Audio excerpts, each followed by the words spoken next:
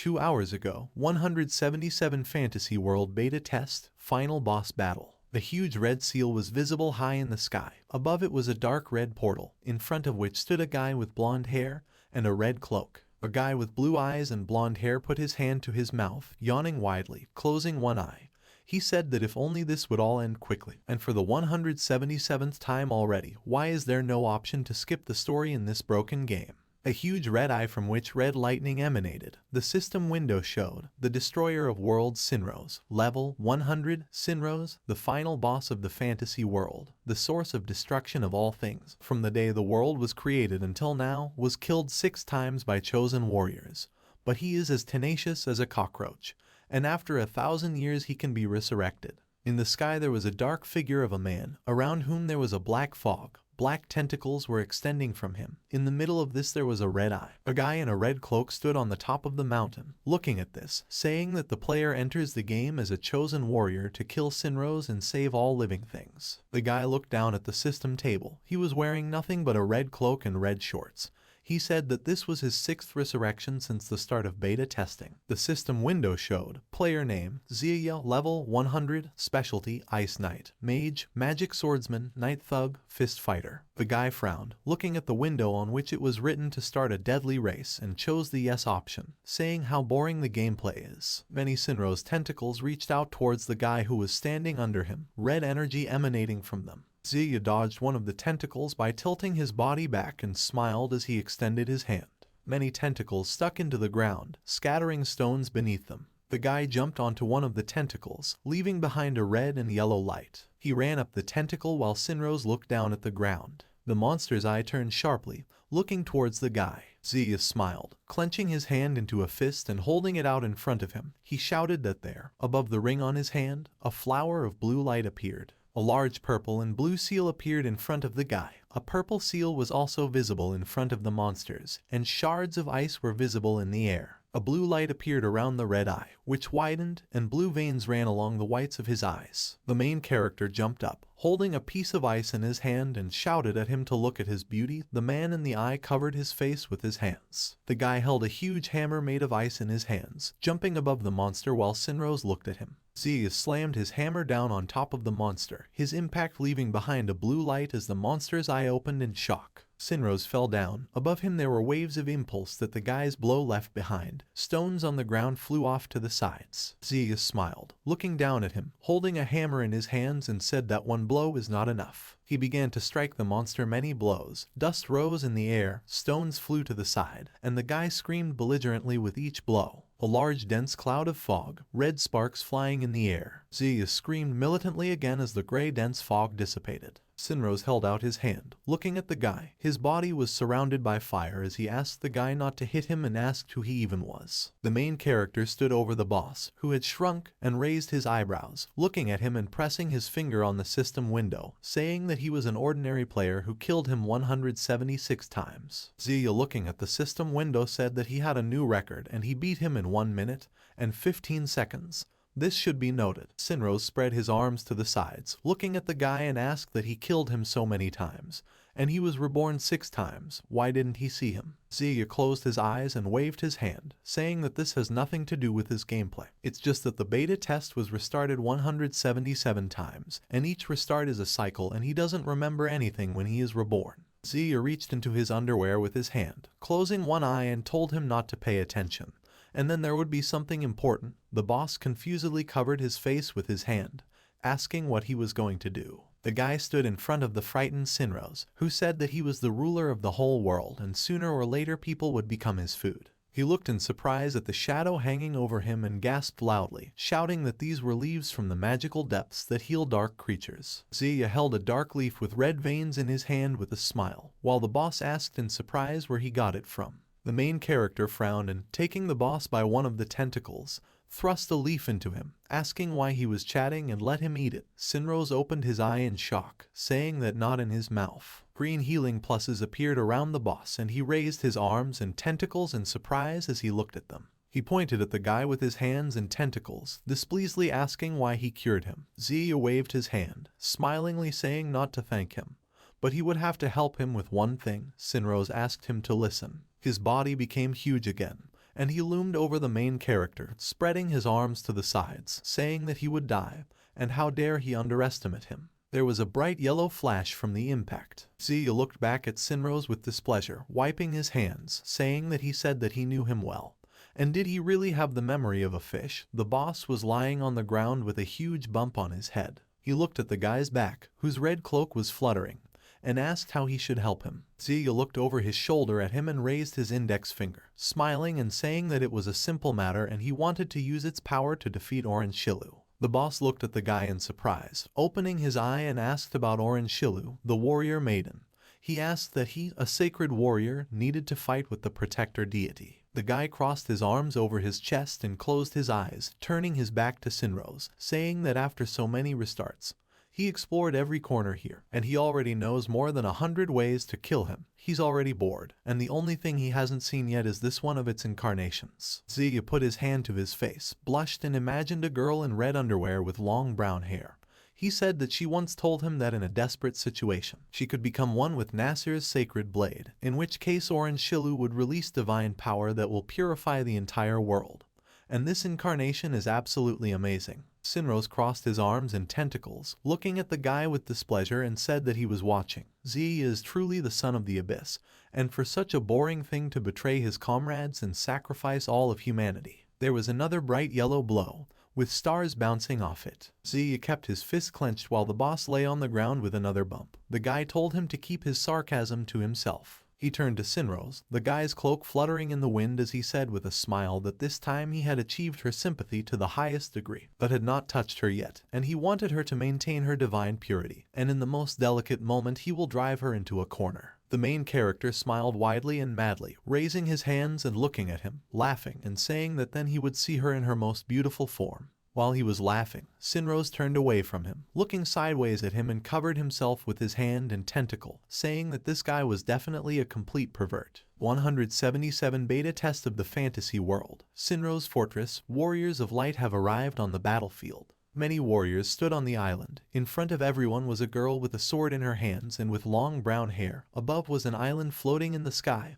on which a golden throne could be seen, and a red flag fluttering there. Zia was sitting on a golden throne. Sinrose was flying next to him. Next to the guy on the armrest was a girl with blue hair and one blue eye. Another girl with greenish skin, red hair, and red cat ears was sitting on the other side, kneeling. A girl with demonic wings and pink hair handed the guy a golden cup. The main character said that they had finally arrived, and an hour had already passed. The passage of the plot was moving so slowly. Sinrose asked, shouldn't he be on the enemy's side now, and even he can't resist the power of the divine sword. The main character closed his eyes, raising his hand. A large army was visible on another island. He said what Sinrose was all about, and now that everyone had arrived, we could begin. Zia snapped his fingers. A huge block of ice appeared, inside which were soldiers from the army. Sinrose flew towards this block from the island with the throne, shouting that this was incredible, and what a terrifying ability to freeze, and all the warriors of light were destroyed in one blow. He turned towards the main character,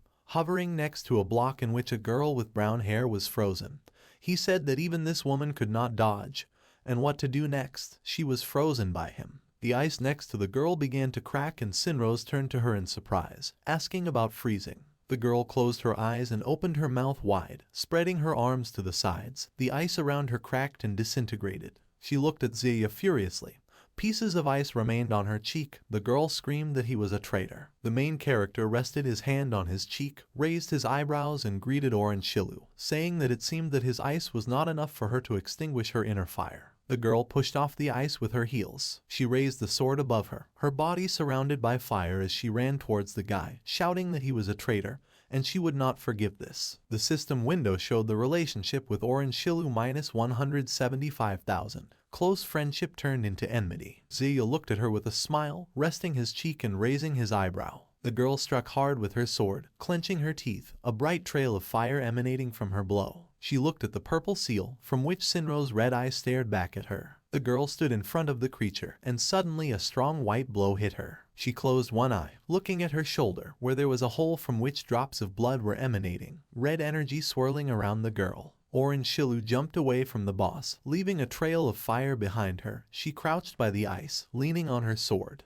The girl looked up, closing one eye and biting her lip, blue mist flying around her. A purple portal opened at the top, where there were many red eyes, from which purple shells fell down to the ground, and a powerful explosion went through the ground, causing stones to fly off to the sides. The main character looked at the purple shells flying to the top of the ice block and said that she almost succeeded. In the dense white fog, a human figure was visible. Orange Shilu leaned on her sword with both hands, blood running down her face as she asked why the main character betrayed her. She looked up at the guy, blood flowing down one of her eyes, and with tears in her eyes, the girl loudly asked why Ziyu betrayed humanity. She looked at the guy angrily. Many wounds were visible on her face as she asked Ziyu to answer her. The main character closed one eye, picking his ear with his little finger, and said that it was because he was bored. She looked at him and Sinrose, who was flying next to the main character, looking at him, and asked again about being bored. Ziyu walked along the Sinrose tentacle, looking at the girl on the other island, and said that she thought there was some reason for hatred and causing suffering.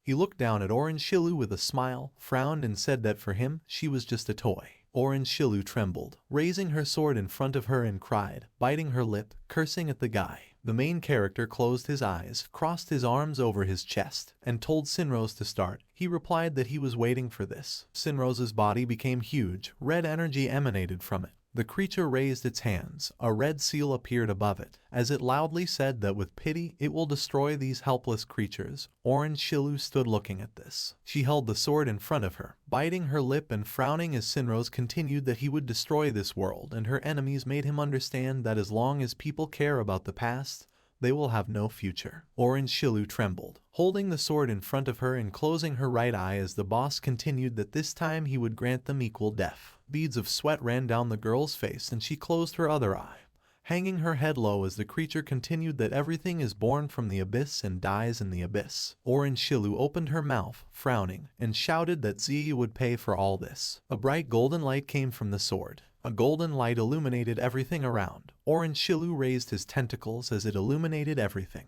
The girl screamed. Orange Shilu covered his human face with his hands and his eyes with tentacles. Orange Shilu spread her arms to the sides. Her sword hovered in front of her, and a golden seal was visible behind her. On the system table it was written, Warrior Maiden Orange Shilu, level. The highest divine form, Warrior Maiden fused with Nasir's sword, was sent by the gods in a hopeless situation, in order, together with the Sword of Hope, to bring endless light to the whole world. Ziyu looked at the girl with a wide smile, saying how wonderful it was. The girl pursed her lips, calmly looking forward. The main character extended his hand with a smile, golden light emanating from it. Blue pixels formed around the guy's outstretched hand. She began to dissolve into blue pixels, disappearing. The flying island and everything around it was surrounded by blue space. Everything began to dissolve. A beeping sound was heard. Inscription that a notification has arrived. Closed beta testing of the Fantasy World version 177.0 has been completed. Deleting data. Data deletion is complete. The public beta is open.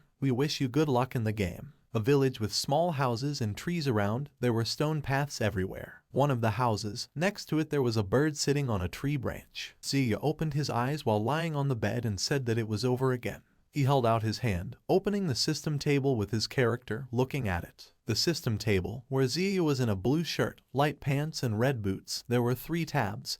Character, backpack, and achievements. In the character information column there was the name Ziyu, a brave wanderer, race, half-elf, health 120 out of 120, mana 10 out of 10, characteristics, strength 5, agility 5, constitution 5, intelligence 5, perception 5, charisma 5. The guy moved to the backpack column, where there was only a bag of coins, marked as 50 coppers. He mentally said that he thought. Ziyu thought that it looked like the new incarnation of the Warrior Maiden could kill Sinrose with one blow. And this 177 beta test ended too quickly. In the achievement column there were 2 video files. The top one was designated as new, with the signature True Warrior Maiden. The bottom was a video with the signature Fallen Warrior Maiden. Sinrose remembered the girl on the edge of the cliff, thinking that who would have thought that after she experienced the betrayal of a close friend and saw the death of her comrades, the sacred sword imbued her with divine essence, and so Orange Shilu met her true end. He remembered the golden sword that illuminated everything around him. Ziyu sat on the bed, frowning, and waved his hand. The system table began to dissolve, he thought. What kind of fool wrote such a plot and was not afraid that he would be minced?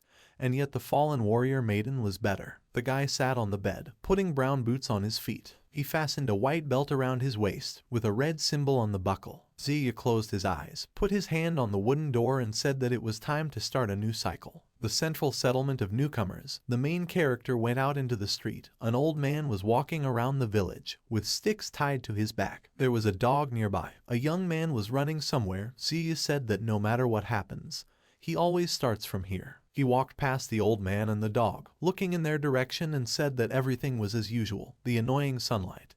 The inhabitants of the settlement were doing everything the same. A ball was flying towards his head from the guy's side. The main character extended his hand, catching it, without even looking to the side, and said that more than 100 times. He turned, sharply throwing the ball high into the sky, loudly asking if it was really possible to change something here. The ball that the guy threw bounced off the tree, off the wall of the house, and landed on the head of the guy, who screamed loudly and dropped the bag. Ziya was holding a white and orange cat with a bump on its head. He picked up the brown box. The cat was sitting in his shirt. Ziya walked away from the guy who was lying with a bump on the ground, throwing a brown bag in his hands, closing his eyes. He walked towards two people who were talking, holding all the objects and the cat in their hands, thinking that nothing was changing, but here it was convenient to speedrun and break records. Ziya held the cat by the scruff of the neck with a smile, as well as the box and bag in his other hand. He greeted the headman and said that he had come to hand in the assignments from the announcement. A man with gray hair, a mustache, and a white cape waved his hand and looked at the guy with displeasure, shouting what kind of jokes and who is he anyway? He said that he had not posted anything on the bulletin board today. A man in brown clothes approached the headman, holding a scroll in his hands, and said that these were today's announcements. He listed, Nindin lost a spotted cat at the entrance to the village. There was a theft at the Lycée Tavern.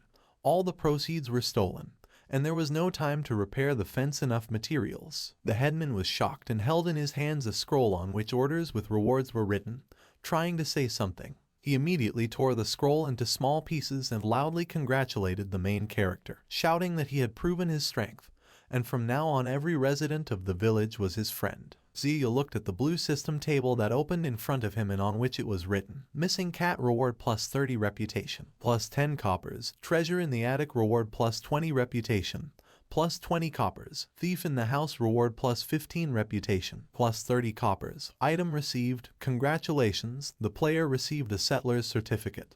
He became an honorary settler. Now every resident of the village approves of his residence in the village. The base sympathy of the settlers is plus 50. Ziya stood with his back to the headman, who stood with his hands folded behind his back, and waved his hand, putting away the system table. He thought that for believability in this game there is no clear help on tasks, as in reality, you need to look for everything yourself, and at first it interesting, but after 177 speedruns, it became a bit boring. The main character smiled and lowered his gaze, thinking that having 50 base sympathy, he could get closer to her. He put his hands behind his head, walking along the road to the girl who was hanging laundry on the line. He thought that during all these beta tests, the only entertainment that he did not get tired of was going through all kinds of girls in the fantasy world. And in the settlement of newcomers, only one girl is worthy of passing. A girl with brown hair that was braided and a blue dress looked in surprise at the green fabric that flew up. Ziya grabbed the fabric with his hand, catching it. He waved his hand at the girl with a wide smile, held out the cloth and wished the girl good morning. A girl with big brown eyes, brown hair and a green dress smiled, put her hand to her cheek and thanked the main character for his help. The system window showed, Sila Weist, level 14, specialty, former adventurer, now married, one of the strongest warriors of the newcomer settlement. With her the player will always be well fed, wealthy and happy. Her husband is a worm who only knows how to stick to women in the tavern. The main character smiled, closed his eyes and said that this was nonsense. He thought that they would grow their friendship again, which would eventually bear rich fruits. The girl hung up the green cloth, and the guy behind her asked that her husband, the priest Ock, must not have spent the night at home yesterday. Sila Weiss turned to him, asking how he knew. The guy crossed his arms over his chest with a smile and closed his eyes, thinking that of course he knows. He's gone through this plot more than 100 times. He's learned everything by heart a long time ago, and nothing can surprise him anymore. The girl walked up to the guy with a smile and raised her index finger, asking if he had heard about the incident with those brave wanderers. Ziya looked at her in shock, raising his eyebrow and thinking about the brave wanderers. He frowned, his eyes widening in surprise as he thought this was a new plot. A man approached the girl and the main character from behind and asked if it was here, and the priest asked him to give his wife flowers, and it looked like he could get treatment for free once. There was a group of 3 guys standing on the road. One of them with white combed hair smiled stupidly, asking if it was his wife, with a baby, and how envious he was of the priest. The guy in the middle, also with white hair, pointed forward in surprise, asking who is standing in front of her, the player or the NPC, who is also faster than them. The player with light blonde hair covered his face with his palm, saying that it seems he is looking here and let the others be quieter, perhaps he can hear them. Ziya frowned, looking at them in surprise, and realized that these were players and living people. His eyes widened, dark bruises visible beneath them, as he wondered how this was possible. Closing his eyes, the main character clenched his teeth, picking his nose, and asked if they want to hit on Sila Weist. Let them dream. The main character kicked himself in the face, loudly asking whether this is important now. He grabbed his clothes and, frowning, shouted loudly that they had started over 177 times and that living people had finally appeared in this stupid game. Ziya smiled widely and blushed, saying that people entered and that means he can get out, and he was stuck in this game for 177 cycles. The guy opened his mouth wide. Tears appeared in his eyes as he screamed again that he could finally get out. His other body frowned and put his hand in his own mouth, looking at him displeasedly and telling him to calm down. And it remains to be seen whether this is good, and perhaps they hacked the game. He turned back, trying to escape while his other body held him. He shouted, "Who cares about this stupid game?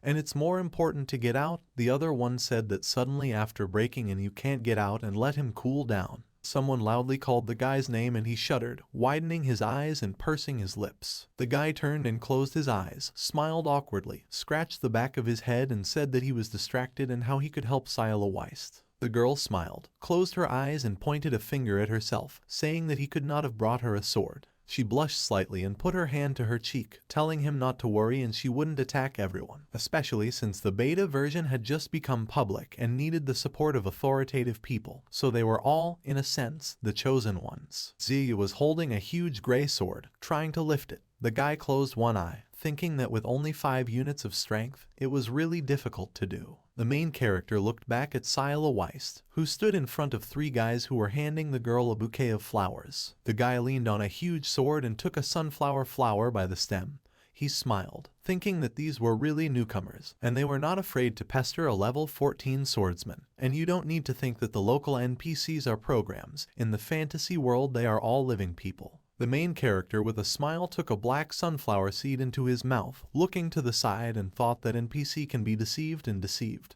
They can love and hate, and they can die. 2 guys stood in front of Sila Weist with a smile, one of whom was holding a bouquet of flowers. Ziya thought that after death, all tasks associated with a character are transferred to someone else, and this character disappears without a trace. The guy with hair smiled widely, holding out a bouquet to the girl, who looked at him displeasedly, frowning and crossing her arms over her chest. The guy said that it was a bouquet of flowers that her husband asked to give. The 3 guys looked down at the girl's chest, smiling, and the guy in the center, who was holding the bouquet, said that he was very sorry that he could not return home because he was busy taking care of the wounded. Another guy with short black hair and a green shirt looked at the girl from behind, smilingly saying that if she needed help with anything, she could safely contact them. One of the guys lowered the bouquet onto Sila Weist's chest, saying that they were at her service. The girl smiled irritably and frowned, closing her eyes. Ziya lowered his head and closed his eyes, clutching a huge sword in one hand. He said that they were preoccupied, and they had never seen women in reality. Taking the sword in 2 hands, the guy dragged it across the grass, heading forward. He thought that over 1,000 years of living together in this world, all the NPCs had become closer to him than the players. The main character abruptly raised a huge sword from the ground, raising a cloud of dust, standing behind the backs of the 3 guys. He brought it behind his back, frowning at them, and thought that getting out was of course important.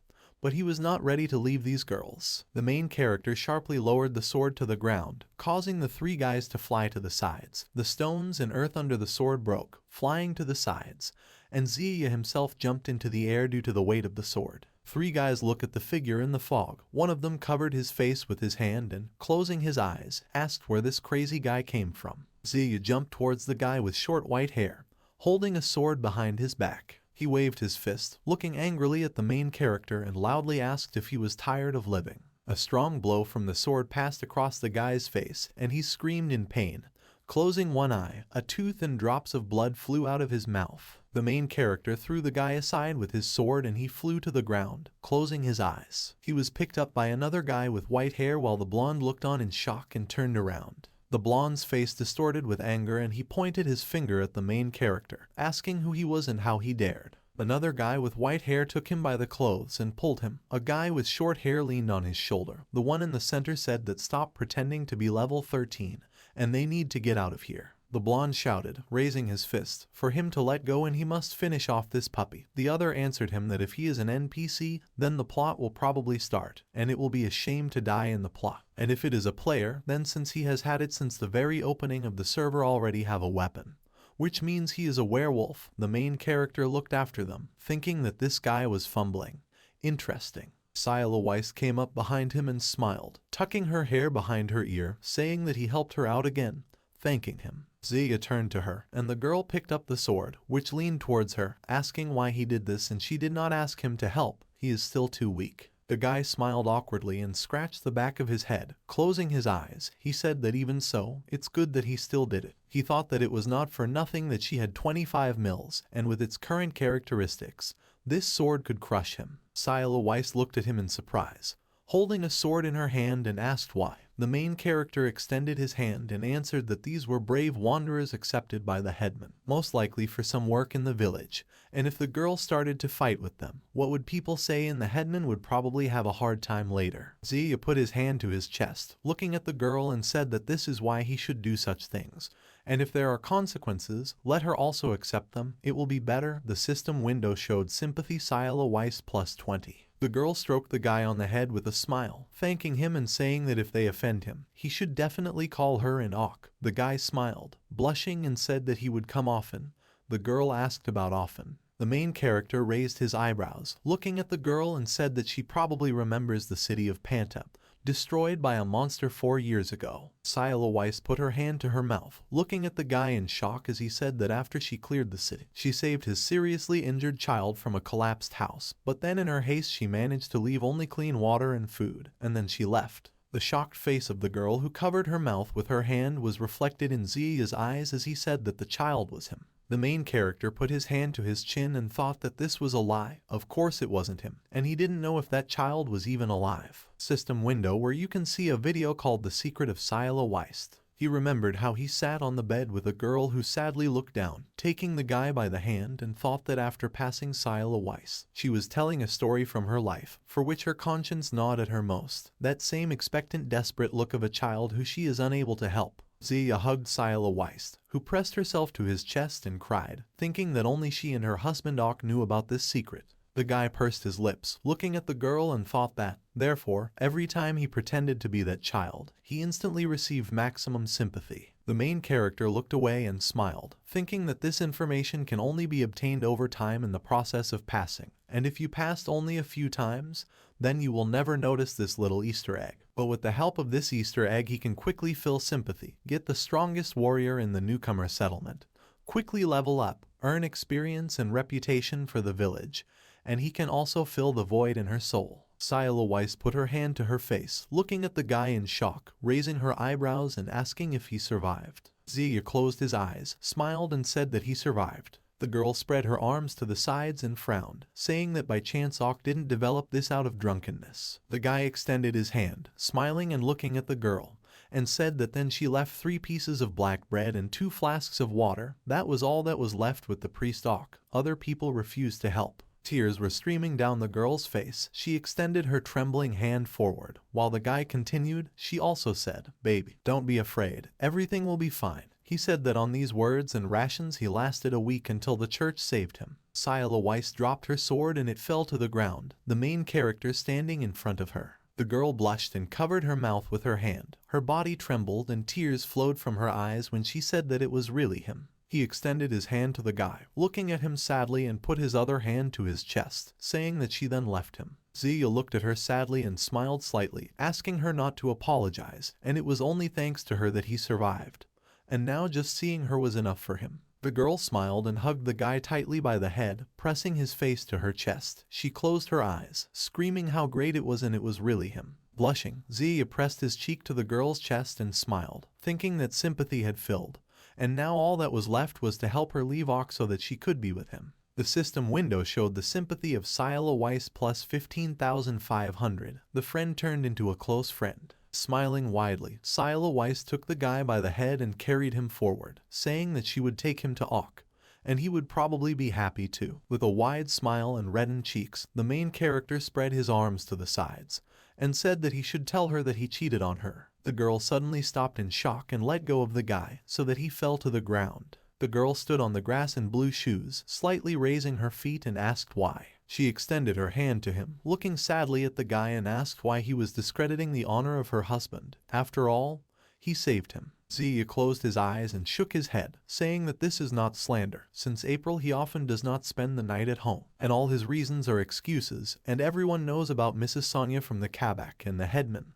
It's just that no one talks about it. The main character turned his back to the girl, looked over his shoulder at her, and told her that this was his chance to thank her, and he would get evidence and expose this scoundrel. Sila Weiss looked after him, covering her mouth with her hand. Zia stood around the corner of one of the houses, with a confused expression on his face, and mentally asked what was happening. He opened the system window with his character profile, and thought that the players had entered. The system window where Zia's profile was, with the functions of character, backpack, and achievements. The character information column, where the name Zia was, commoner LV1, race, half-elf with health 120 out of 120, mana 10 out of 10, characteristics, strength 5, dexterity 5, constitution 5, intelligence 5, perception 5, charisma 5. He wondered why there was no exit option. The main character opened his mouth wide, his eyes turned white, and many drops of sweat flowed down his face. He remembered Kirito from Sword Art Online, wondering if he was really stuck in the game like Kirito, or maybe even worse, his body no longer exists, or else impossible. He was actually reborn in the game. Zia shook his head, closed his eyes, and thought that he needed to control himself, and if he acted recklessly, and was noticed, then they might regard it as a bug and erase it. The guy clenched his hand into a fist and looked ahead with a serious look, thinking that before finding a way to get out, he needed to figure out how to get information out of those players, and first, gain reputation and experience, increase public trust, and better prepare properly. He frowned and put his hand to his forehead, biting his lip and thinking that new players are such a hassle. And in this game all NPCs are unique, except for class tasks. All others are launched only once, after completion or in case of death. A new NPC will appear with new task. Pursing his lips, the main character frowned, thinking that before the players make a mess of the game, they definitely need to quickly collect everything. Zia quickly ran forward on the grass, frowning, and thought that when the game just started, the Sonia pub was still closed, and there shouldn't be any problems. A large wooden building, with a sign that said Sonia Tavern. The system window showed, Sonia Tavern, very famous in the tavern village. Opens every day at 8 in the evening, closes at 6 in the morning. Due to the fact that the owner of the tavern, a foreign savage from the red steppes of the north, opinions about her varied. Some sympathize with her, and some reject her, but no one can tear themselves away from her ale, which excites the blood. Someone stood in front of Zia, holding a rolling pin, and told him to stop. The guy stopped on the ground. Those three guys stood in front of him. A guy with white hair held out a rolling pin forward, raising his second hand, and loudly asked why he attacked them. Another guy with short hair hugged him, pressing his cheek below his chest, and put his hand on the guy's thigh. The third stood towards them with his back, one hand raised. One of the guys said that if Zia doesn't give an explanation, he will regret it. The guys surrounded the main character on three sides, and the blonde said that he was crazy. The other one, who was holding a rolling pin, shouted that even in the real world no one dares to treat them like that. Zia looked at the rolling pin the guy was holding and crossed his arms over his chest, asking if he bought it from a bakery.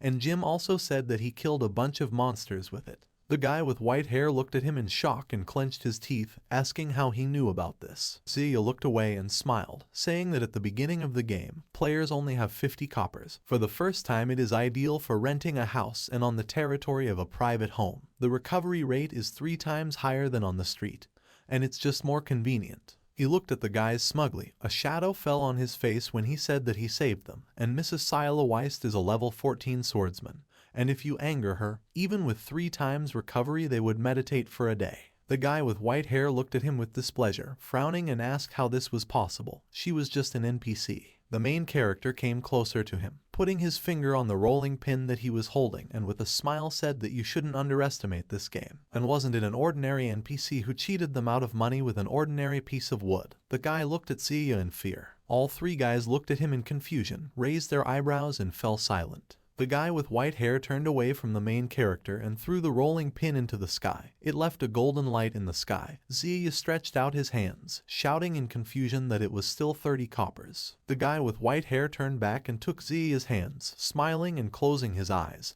He said that there was just a misunderstanding and his name is Conditioner. The guy pointed to the other 2 people, saying that the guy with white hair and a green shirt is called Cool Drink, and the guy with blonde hair is Brandy. He apologized for what happened recently, saying that it was their mistake. The main character looked in surprise at the notice in front of him, in the form of a blue envelope, and extended his hand to it. On the system table there was an inscription. The Conditioner player wants to become his friend, and the answer options were to reject or accept. Ziya raised his eyebrows and smiled, saying how he quickly changed. He stood looking at the system window, stretching out his finger towards it and thought that this was a window with a request for friendship. Suddenly the guy fell to his knees on the ground. He spread his arms to the sides and, blushing, smiled widely, happily thinking that if he can add friends, then he is also a player. And he is still a living person. He is not a bug. And at the very beginning of this game other players appeared, which means before that there was no connection to the network all the time. Ziya stood in front of the system window. He was sitting on his shoulder, putting his hand to his chin and frowning thoughtfully. The guy pressed the accept button, wondering why he had not seen such an interface before, but decided that it was not important for now, and in any case, it would certainly help him get out of the game. Conditioner extended his hand with a smile, looking at the guy and asked which server he was a pro from. The guy looked at the system table, saying that he was an ordinary player. He replied that that's how it is, it's clear. The 3 guys silently looked at each other and nodded to each other. A system window appeared in front of Ziya, where a proposal for a deal from Conditioner was written, 60 coppers, and the options were to agree or accept. The guy looked questioningly at the window. He looked at the 3 guys who smiled awkwardly. Cool Drink covered his face with his palm. Conditioner scratched the back of his head. The main character asked what it meant. The guy with white hair extended his hand with a smile and said that this was gratitude for the warning, and instead of paying rent, wouldn't it be better to pay him?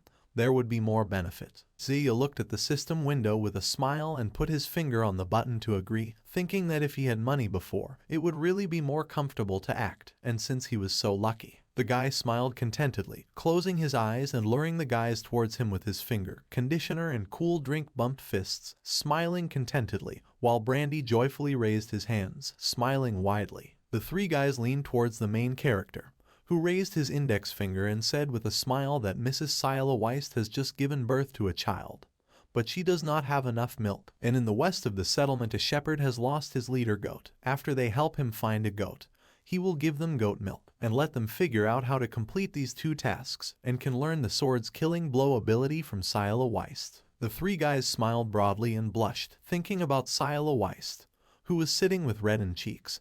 Brandy said that the main character even knows that she doesn't have enough milk. The guy with white hair said that this is very cool. Ziya crossed his arms and closed his eyes, telling them to be observant and then they would understand. He thought that of course Sila Weist didn't talk about this. The 3 guys said goodbye to the guy, waving at them, and he looked after them, thinking that they didn't seem to notice anything strange about him. They could add him as a friend, they could make deals, they could chat, and before that they need to find out more. The main character opened the system table, on which there was an inscription for the dating system option. Next to it there was a column with a list of friends, in which there was one user with the nickname Conditioner. He thought that a dating button had been added to the system window, and maybe this was due to that he talked to new players. He thought that after more than 100 cycles of the game, he was seeing this thing for the first time and did not know how it could affect the game. He looked at the options of the dating system. Next to the option for pop-up notifications there was an empty square, and next to the option to allow everyone to send friend requests there was a black square. Zia thought that it was only clear that if such a notification would suddenly appear on some gloomy map, it would have a bad effect on his psyche. He mentally said to close everything. Zia clutched the dark bag of money in his hand and thought that since there was enough money now, he would take the shortest route. The guy tossed the bag of money in his hand and looked at the tavern, smiling. The main character sharply threw the bag forward. The bag left behind a yellow light. He thought that he would speed up his progress a little more. A strong blow hit the window, breaking it. The fragments scattered to the sides. The bag hit the table and fell to the floor, rolling further along the floor of the tavern.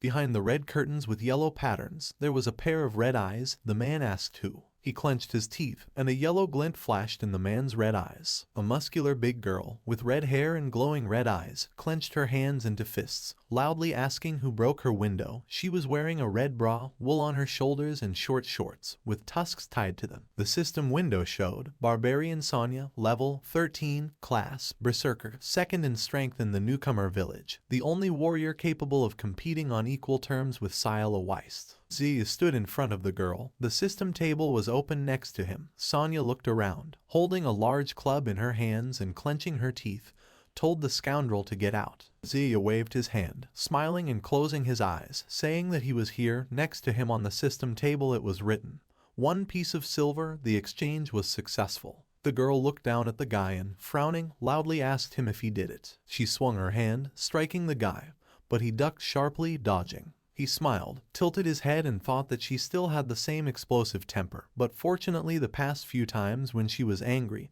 the attacks were simple. You can dodge and let her let off steam. Sonya, clenching her teeth, swung her wooden club, holding it above herself. The main character thought that the barbarians were the inhabitants of the Red Steppes of the North, who were captured by monsters. By that time she and her parents had already left those lands and opened this tavern, began to sell the blood-stirring and ale that everyone really likes.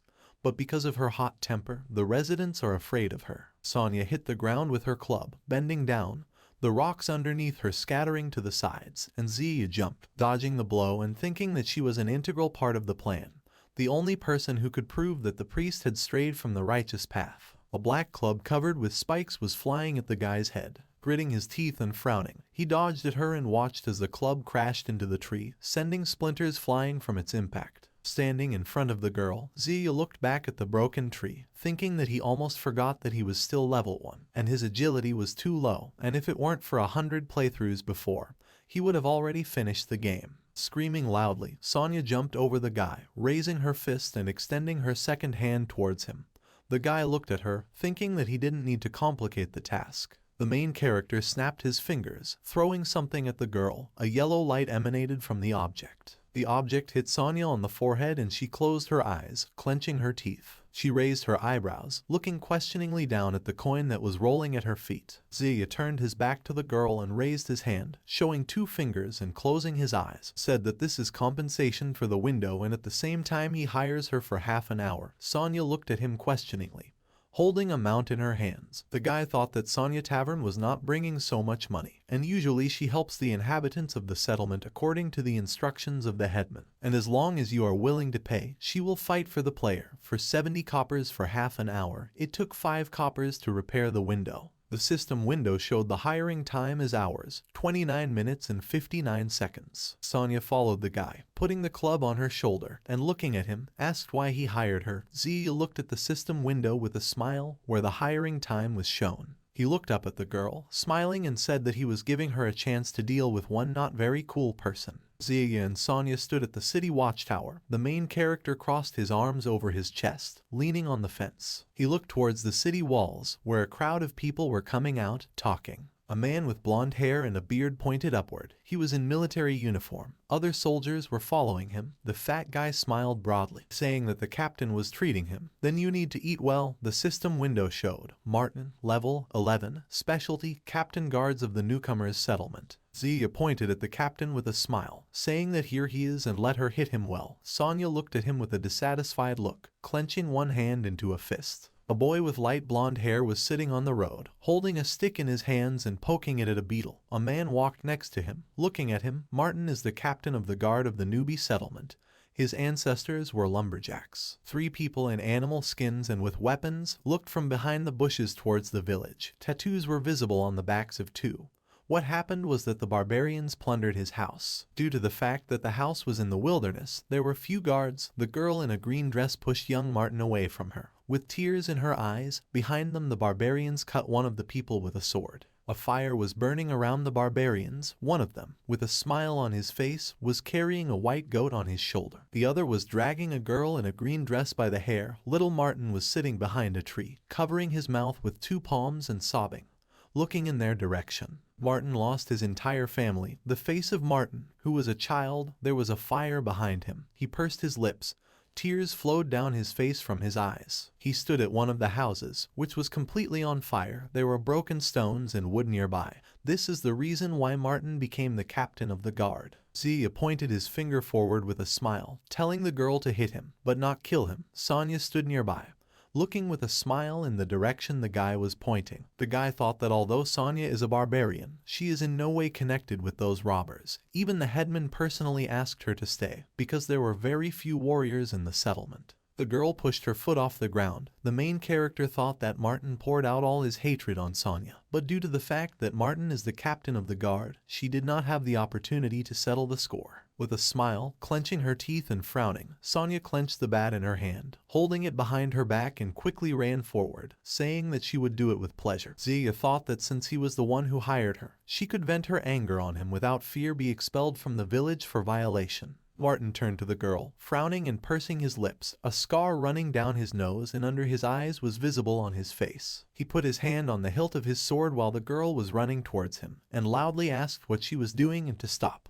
The man gripped his sword with both hands as he rushed towards Sonya and clenched his teeth, shouting in annoyance that the bandit deserved to die. Martin looked in surprise at the bat that was flying towards his face, clutching his sword in front of him. Sonya hit the man sharply with a bat, causing him to fly into the air. Drops of blood were visible in the air in front of him, and a yellow light flashed from the blow. The man fell onto the haystacks, his sword stuck nearby. One of the soldiers turned to look at him in surprise as Sonya walked towards him. She sat down, hit the ground with her club and smiled, saying that Martin was a weakling. The girl walked towards the man, who was leaning on his sword stuck in the ground. She said that someone like him also takes advantage of his position to drink from her for free. Martin wiped his face. Blood was running down his forehead and lip. He closed one eye and clenched his teeth, angrily saying that she was a savage, a stupid pig. The man took his sword with both hands and ran at the girl again. His face was distorted with anger. Drops of blood fell on his clothes.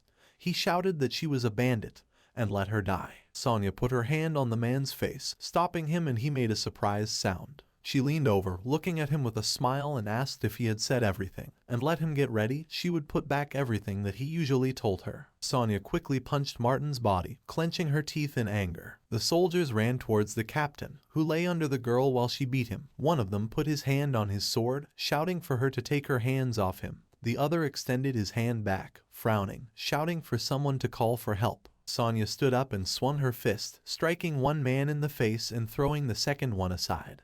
The sword of one of the soldiers flew over her. The girl's eyes turned white with anger. She squeezed the face of one of the soldiers between her fists, clenching her teeth, while the main character looked at her with a smile, standing in front of the system window. He looked at the girl, saying that this was enough, and she turned around over her shoulder, holding Martin by the clothes in front of her. She brushed her palms off each other and looked to the side, frowning, asking how much time was left. Zia smiled and closed his eyes, showing 4 fingers and saying 40 minutes. There was a system table in front of him that showed hours, 5 minutes and 15 seconds. Frowning, Sonya looked questioningly at the guy from top to bottom. She closed her eyes and lowered her head, walking past him and saying okay. 40 minutes. Zia turned to look at her with a smile. He looked at the system window, which now displayed the hiring time of 45:5. He thought that the barbarians, having fought enough, might become generous, and she gave him another 40 minutes of hiring. He discovered this trick in the process of going through 177 cycles.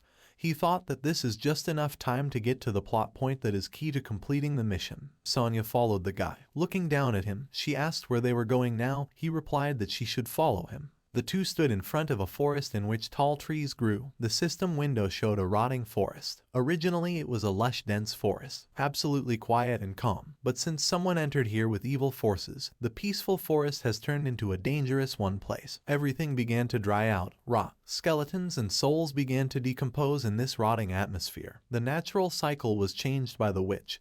The crows contained her will, greedily looking out for every piece of living flesh passing here. In the center of the forest, a lake was visible, to which a road led, and there was a small island in the middle of it, on which a long black creature was visible. Skulls and bones were scattered next to the lake. A skeleton was hanging on a tree. Another one was lying on the ground nearby. There were mushrooms and purple flowers are visible. The dark figure raised its red eye. It stood over the body of the soldier, from which blue energy emanated, which swirled around. The creature realized that people had invaded and it seemed that the victim had appeared again. The dark figure smiled, its mouth and eye glowing red. 35 minutes later, deep in the rotting forest, Sonya and Zia were walking through the forest. Among the bare trees, the girl holding her baton in her hands while the guy walked ahead. The girl turned to one of the skeletons who was hanging on a tree and said that the rotting forest is on the western outskirts of the village. Even monsters don't come here. And why did they go so far? The guy wants to die or something. Zia did not look at her. Opening in front of you is a system window with your character's profile. They stood in front of a clearing on which there was a black circle with a hexagonal star. The guy said that he had not thought about suicide yet, and he hired her to help him with one thing. Frowning, Sonya looked down at him and asked displeasedly. The hexagonal star was made by the forest witch, and she warned that there were 10 minutes before the end of the hiring, and as soon as the time was up, she would leave him and leave here. Zia turned to her, thinking that she has more strength than intelligence, but she is still careful. The main character smiled as he looked at her and told her not to be so insensitive, and when they were done, he would keep an eye on her tavern. The guy extended his clenched fist towards her and hit himself on the chest with his other hand, saying that if she is worried, then on behalf of her ancestors he asks her to believe him, and his blood is her blood. Sonya looked at the guy's clenched fist in surprise, her mouth open. She untied the cord around one of the tusks on her clothes and said that he even knew the ritual of making a contract accepted by their tribe. The girl put a tusk in front of her, which turned out to be a dagger, pulling it out of its sheath, and said that he was an interesting guy. Zia watched with a smile as she made a cut on his finger with a dagger, thinking that the barbarian contract right can only be used after going deep into the area with level 60 monsters in the red steppes, and among all the tried methods, Sonya trusts this most contract. The girl smiled, running a finger that was covered in the guy's blood along her lip and down her chin, leaving a red streak. She looked at the main character who was standing in front of her with a smile. Red glowing chains appeared around them, and in the middle there was a golden symbol with two curved lines and a circle in the middle. The system window showed. The contract was concluded. Sonya's sympathy level was temporarily raised to the level of close friend. Effect time, 5 minutes. Another system window showed that in the next 5 minutes all damage received by Sonya is transferred to the player's body. Zia pointed his thumb behind his back with a smile, saying that now no matter what she sees or hears, let her trust him, and he will not endanger her life. She can sleep under the tree and wait for his signal. The girl, looking at him, hit herself on the chest with her fist and said that there was no problem. Zia stood on a circle with a hexagonal star, which glowed with a bright blue light. The guy said, a silent orphan who destroyed all living things and died irrevocably in the dark flame. With a wide smile, he spread his arms to the sides and raised them, continuing, during the black rain, all worlds fade, the moon sets, and all living things let out a cry. A blue stripe of energy appeared in front of him, on which there were white symbols. A white light was shining above. The guy continued, at the moment of suffering, on the night at sunset, all living things groan and die. There were many black crows flying around the seal on the ground, blue energy circling around Zia. Spreading his arms to the sides, the guy frowned, shouting to Milo-Lorax that he had brought her a new victim for offerings. He thought that this kindergarten was over. A dense dark blue fog appeared in front of the main character, from which particles of blue energy emanated, and which stretched high up. Zia looked at the dark fog with a smile, in which someone's bright red eye was visible, from which light emanated. A girl with dark skin and white hair appeared in front of the guy. Instead of her legs there was a long snake blue tail. On her head there was a blue and yellow snake hood. The system window showed Milo-Lorax. Rank, level 12, elite boss of the beginner village. Class, witch, a sorceress serving the abyss. Her fighting abilities come not from her mortal body, but from the art of deception and seduction. The girl leaned closer to the protagonist's face and frowned, saying that he was not her servant, but knew the summoning spell. She opened her mouth wide. A long snake tongue protruded from her mouth. Her eyes were yellow. With black whites of the eyes, she loudly asked who he was. Zia put his hand to his chest and closed his eyes, bowing his head, saying that he is the servant of the servant and the slave of the slave. Milo-Lorax put her hand to her face, laughed loudly evilly, and screamed that he must be Martin's subordinate, and he brought her good meat. The guy looked with a smile at Sonia, who was sleeping near one of the trees. Milo-Lorax crawled up to the girl, looking at her with a wide smile, sticking out his long tongue, and asked how he brought her here. The main character extended his hand and said that first he got her drunk and brought her into the forest.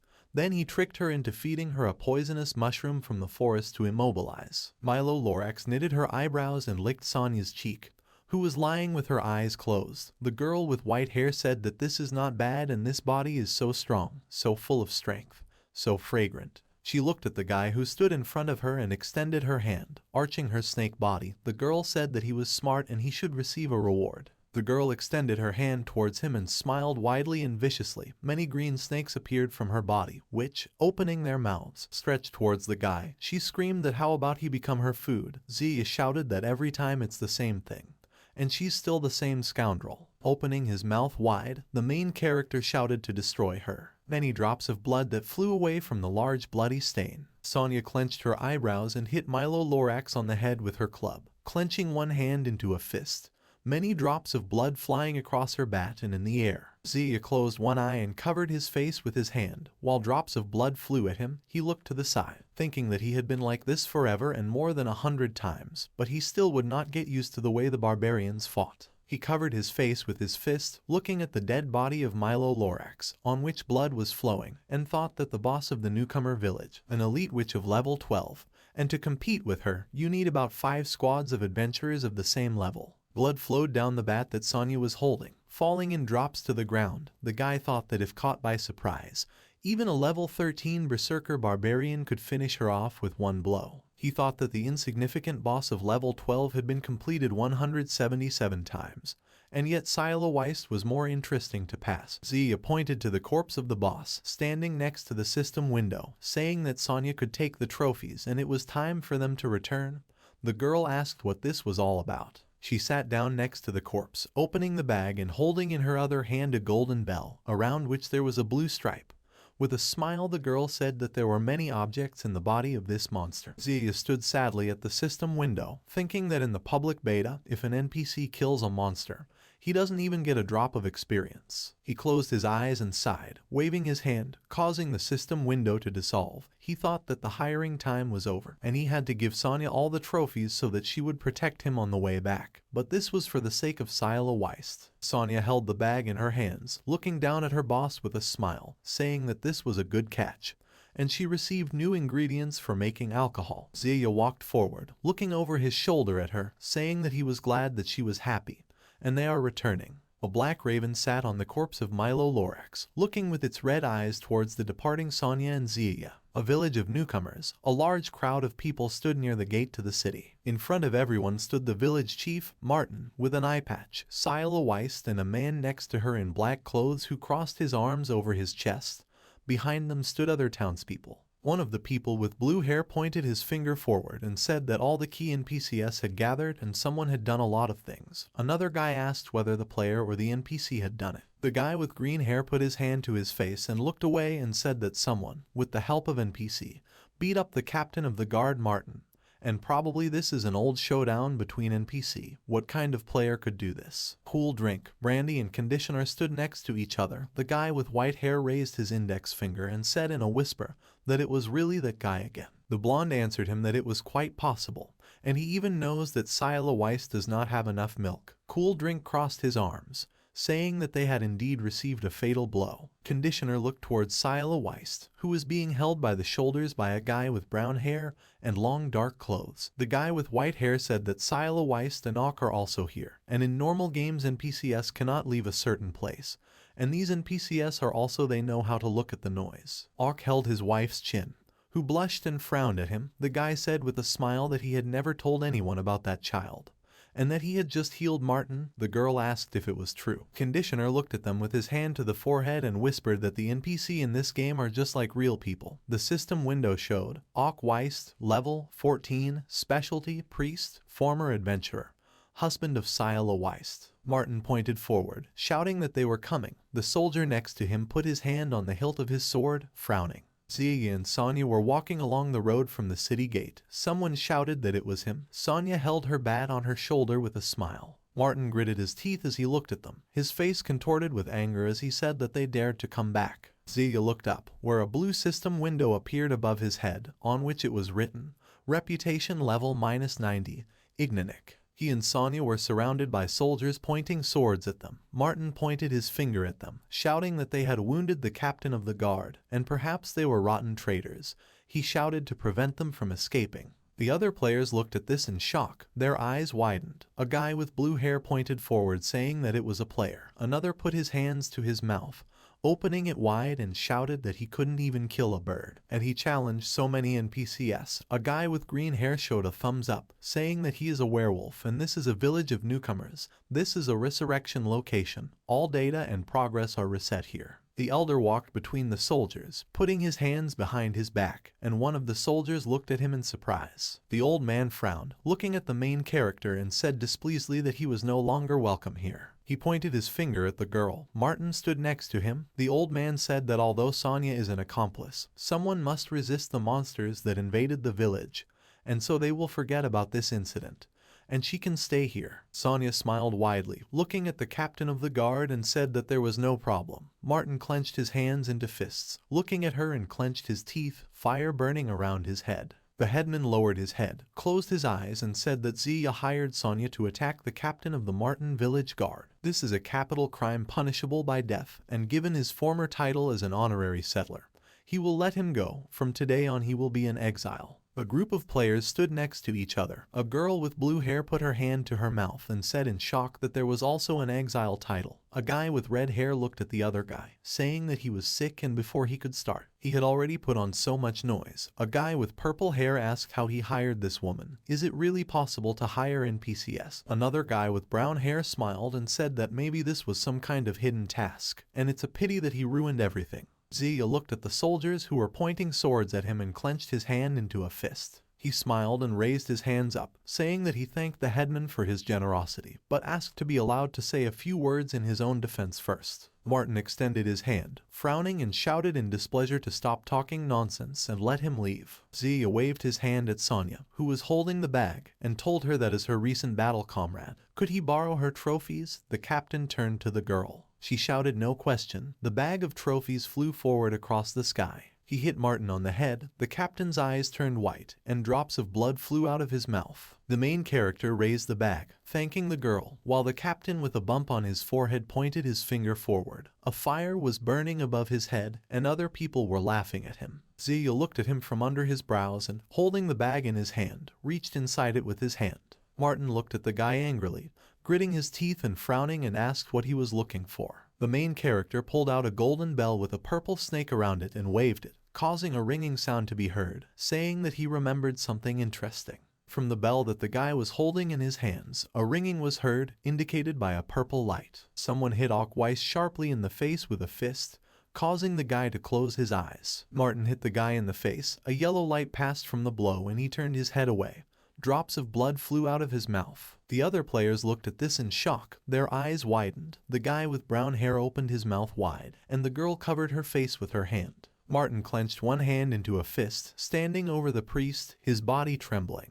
Ock Weist covered his face with his palm, red drops of blood flowing down it. He pointed at the captain. One of his teeth was missing, and the guy shouted angrily that he was sick and would no longer receive treatment from him. Martin looked at him silently, clenching his teeth, tears running down his cheeks, and his eyes red. Sila Weist extended her hand to her husband, calling him, and he rose to his feet, wiping his face with his hand and calling the captain ungrateful. Zia again shook the bell in his hand, from which strong purple energy emanated. He said with a smile that Martin should not stop, but continue. The captain of the guard's eyes turned red and he jumped over the priest, opening his mouth wide and screaming, who looked up at him in shock. Martin clenched his hand into a fist, beating Ock Weist, drops of blood dripping from his hand. Scylla Weist stretched out her hands towards them, tearfully screaming for the captain to stop. She turned to the main character, who was ringing the bell, and excitedly asked him to stop. The headman frowned at the guy and also asked the guy to stop. Zia put the bell back into the bag with a smile. He bowed to the headman who stood in front of him, with a pair of guards standing behind the old man. The main character looked at him and said with a smile that he had seen a lot and probably knew what it meant. The old man looked at the guy silently, raising his eyebrows and opening his mouth. He looked at Ock Weist, who was holding a hand above him, from which green healing magic was emanating. The headman told him to remove the spell from Martin. Ock Weist stood in front of the captain, extending his hand towards him, around which white symbols appeared. The priest's face was swollen. Wounds were visible on it. A blue hexagonal seal appeared in front of the priest's hand, and Martin looked at it with his teeth clenched, his eyes red. He grabbed his head, lifting it up and screamed loudly, dark red energy emanating from his body. The fat guard crossed his fingers, closed his eyes and said in fear that this is decay, and Captain Martin has undergone decay, and it is no wonder that he has not given money recently. Another guard clenched his teeth and fisted his hand, saying that this is such a shame, and Zia exposed the rot. He is the messenger of the 7 gods. Martin sat on the ground on his knees. His head raised, he opened his mouth wide. A thick dark fog emanated from him and his eyes, from which a red light emanated.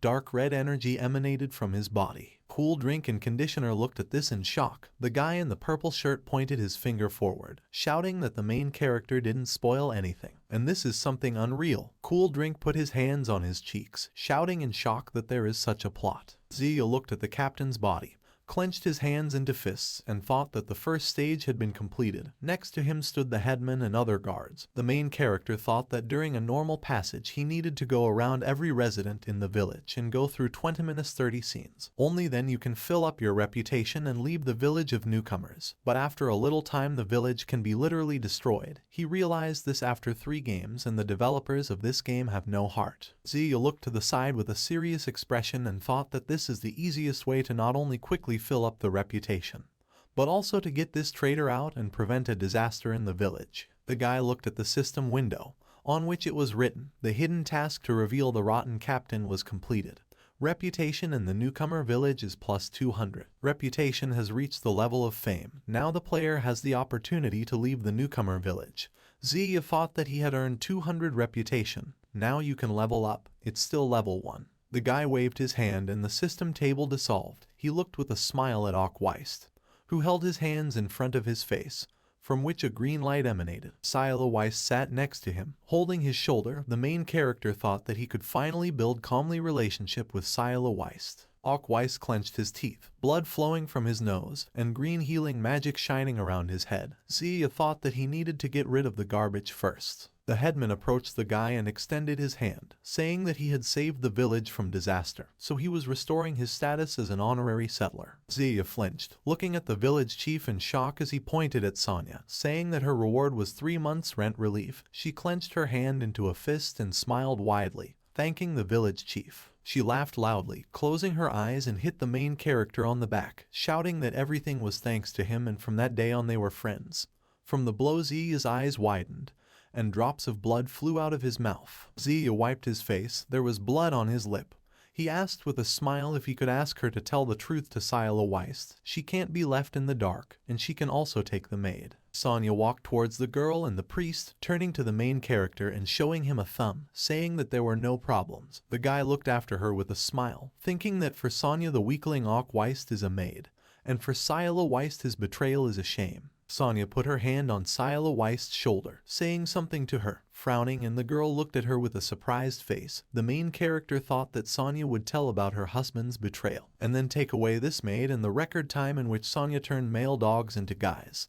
This is a week, and he will see what happens this time. Zia pointed his finger towards the headman, with a smile telling him that he saved the village and was entitled to a corresponding reward. He shuddered and replied that he had not just returned his honorary title. In the background, Sonia leaned towards Scylla Weist, telling something to her. The main character frowned and with a smile pulled the headman's mustache, looking at him and saying that he was already his, and he knows that the headman wants to bargain. But it's better to let him get his reward. No one else will come for it anyway. In front of him, Sila Weist angrily grabbed her husband's clothes while he looked at her in fear, clenching his teeth. The other players looked at this and the guy with curly hair asked in confusion if he had completed a hidden task. Another replied that it seemed he was also blackmailing the headman. The third guy confusedly asked if the headman was not an ignorer. In front of them, Zia leaned towards the headman with an evil smile, holding him by the clothes.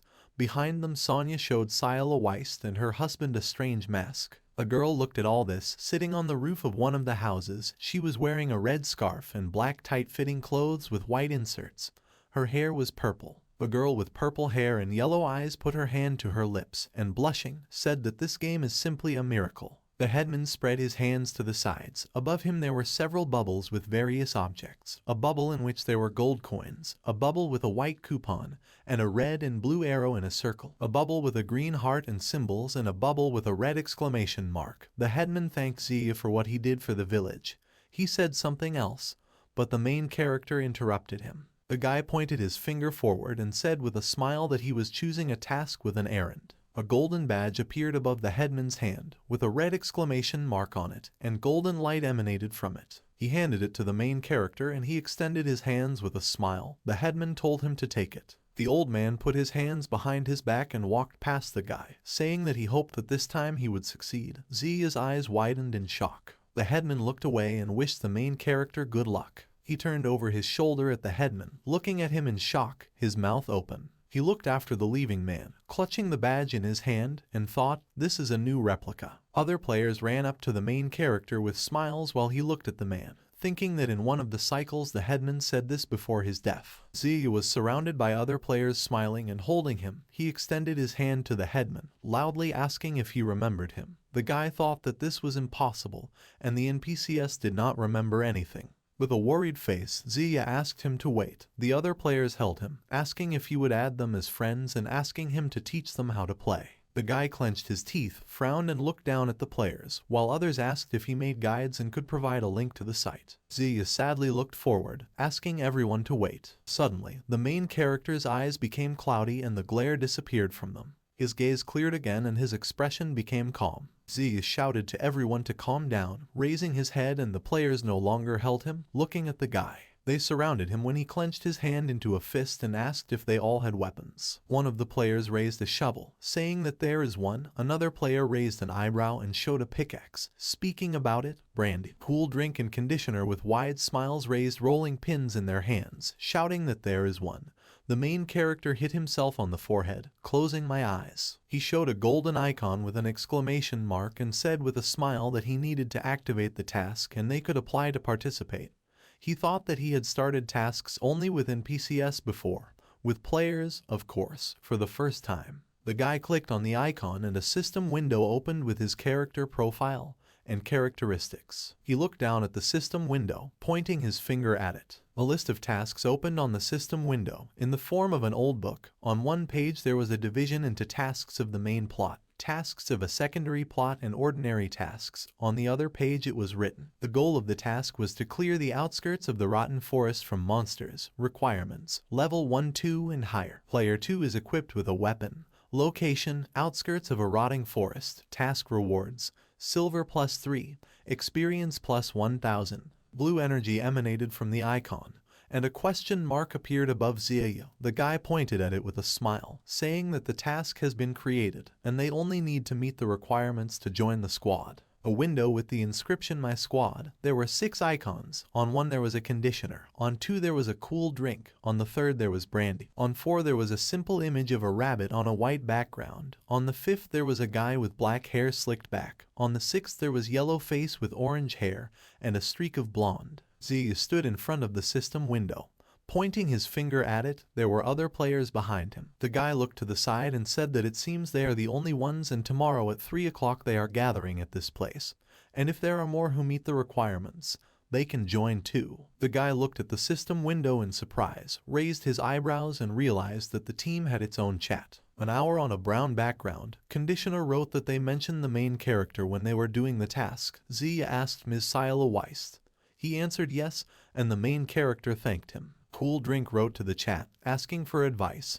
He said that the leader wanted to know, but was embarrassed to ask, and the main character was now collecting the sympathy of Scylla Weist. Zia answered in the affirmative. Cool Drink sent a photo of Scylla Weist, where she blushed with her hands up. The chest was covered with 2 white flowers. Zia gave a thumbs up with a smile and tears in his eyes. Standing in front of the system window, blood flowed from his nose. The guy thought that he was also a fan. In the chat window, Cool Drink asked what can be done after sympathy increases. The main character said that he doesn't know and that's what he thinks. Brandy wrote in the chat that in the workshop they said that this game is for all ages and what they are all about. Cool Drink wrote that this is not yet clear, and they said earlier that the speed of time 110 was tested for just 1 year. And if add a 3 to 1 time difference in the game and reality, then the game time is exactly 3,000 years. So many high-class artificial intelligences are enough for something interesting to appear. And why you can't dream. Zia put his finger to his chin, looking at the system chat window and thought that Huan is the name of the developer. And according to them, he has been in the game for 1 year of real time. It is accelerated, so it feels like 1,000, and because of the time ratio, ultimately 3,000 years. The guy opened the dating system options and put his finger on the pop-up notification function. He thought that so many years and so many times starting all over again, and the NPCs must forget him. And therefore he always firmly believed that with each new revival the NPCs are completely reset. Zia blushed, looking at the system window in surprise and thought, what if all the data is not erased, but stored somewhere locked? He looked up and smiled stupidly, blushing deeply, thinking about Orange Shilu, who threw her head back, about the girl with purple skin and red eyes who frowned and clenched her teeth, and about the blonde girl in a white dress who smiled. The guy thought that if everyone still remembers him. Zia began to hit himself on the cheeks, lowered his head and clenched his teeth, thinking that he needed to cool down, and he thought that the game would reset everything and played like a crazy person. And if they really remembered him, they would chop him into pieces. The main character clenched his hands into fists, standing in front of a stone house with the door ajar. He thought that all that was certain was that Scylla Weist could not awaken memories, since she did not come to hack him to death. The guy looked through the slightly open door. Scylla Weist turned her back to her. She was trembling and crying, clutching a child who was smiling to her chest. Zia crossed his arms over his chest, leaning against the wall of the building and looked towards the door, thinking that he could only wait until she felt better. He thought once again he was already waiting for her here like this. The guy looked forward with a serious face, leaning on the house. He closed his eyes and frowned, thinking that maybe it was for the best that she didn't remember anything. The forest was engulfed in a large fire. The sky darkened. Closed testing. 4th cycle. Rotten forest. Scylla Weist, dressed in a green suit, swung her sword widely.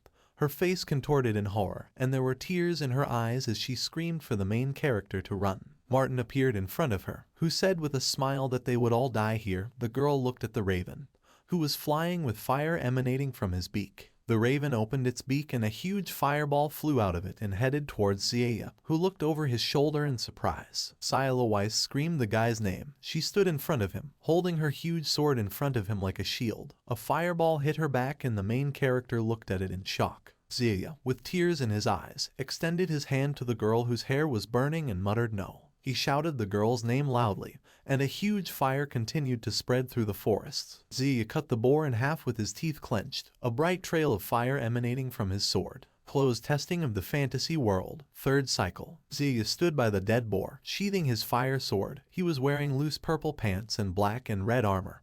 He smiled at the system window in front of him, where the inscription +50 experience was written several times. Scylla Weist raised her huge sword above her and smiled widely. There were also dead boars next to her. The guy turned to her, wiping his face when the girl shouted that it was so cool, and let him continue in the same spirit. The main character smiled tiredly and closed his eyes, waving his hands and saying that tomorrow they will organize a group and return here, and it will not be good if they kill everyone themselves. Scylla Weist stretched out her hand in his direction with a smile, saying that tomorrow she will need to take care of the child all day. She will not be able to go with him, and he is still so weak, she is worried. The girl put her hand on the guy's head, stroking his hair, and he raised an eyebrow questioningly, looking at her and saying that he would be fine, and Yalan and Tara would be with him. Yalan asked if he was sure that the 3 of them would be enough. The main character and 2 girls stood with their backs to each other, holding weapons in their hands. Red eyes were visible in the bushes. Zia said that their task was to clear the forest from decaying monsters, and if they can't cope, they will run away. The system window showed Zia, level 7, specialty, swordsman, robber. A girl with long red hair and red eyes turned to him,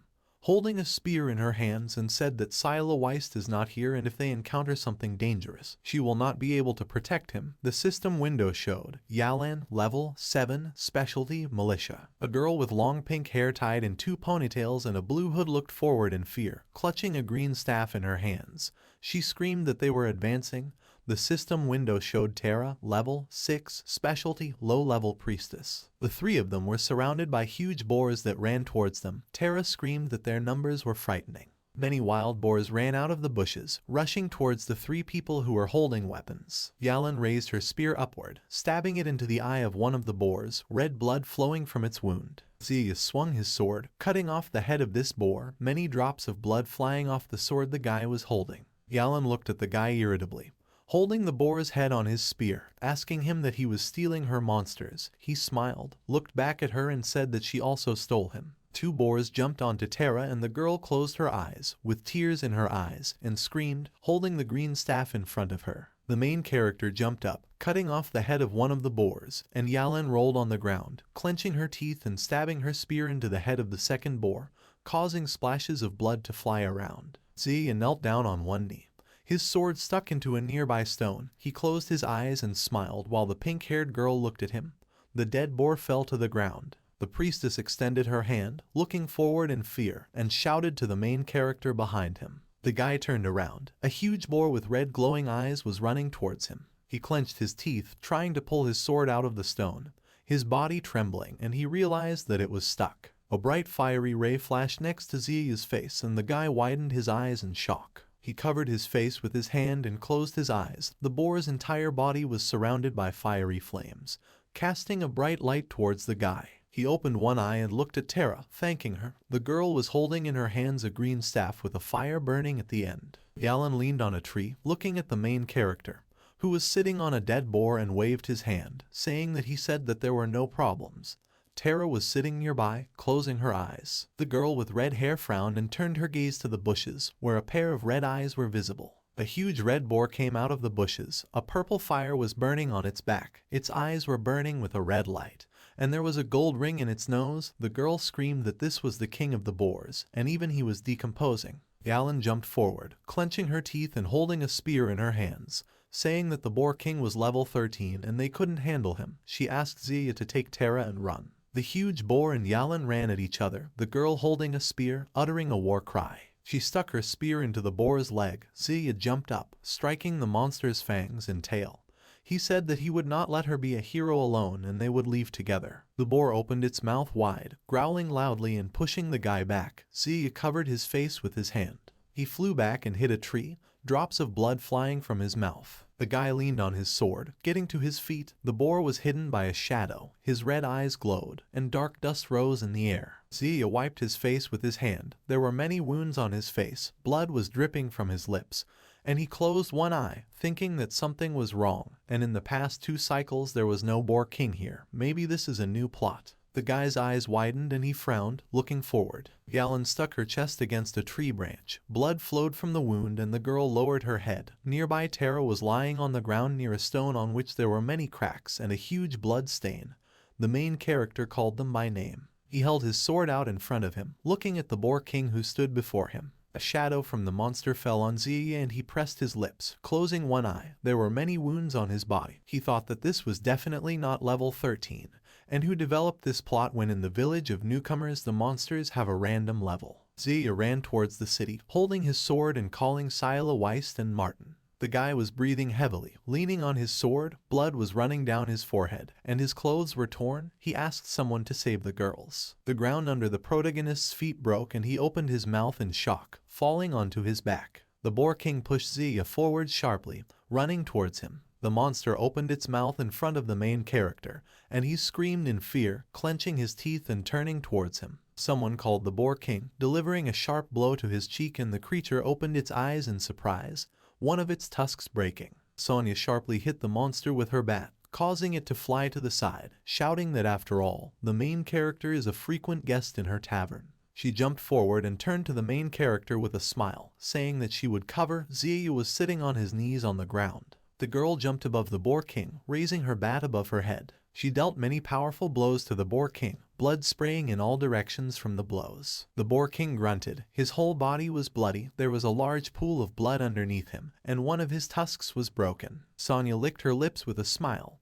her face smeared with the monster's blood. The girl wiped her face with her hand, holding her bat on her shoulder, and smiled, looking down, saying that she had another new product for alcohol. Sonya with a smile cut the body of the boar with a knife, saying with a crazy look that this could be used to make a large batch of ale. Behind her, Ziyu leaned on his sword, tremblingly asking to save Yalan and Terra. The girl sat on the body of a boar, through which blood was flowing, and said that they dared to break into a rotting forest, and also stumbled upon the king of boars. They were dead and it was useless to save them. The main character looked at her in shock, saying that this was impossible and could not be.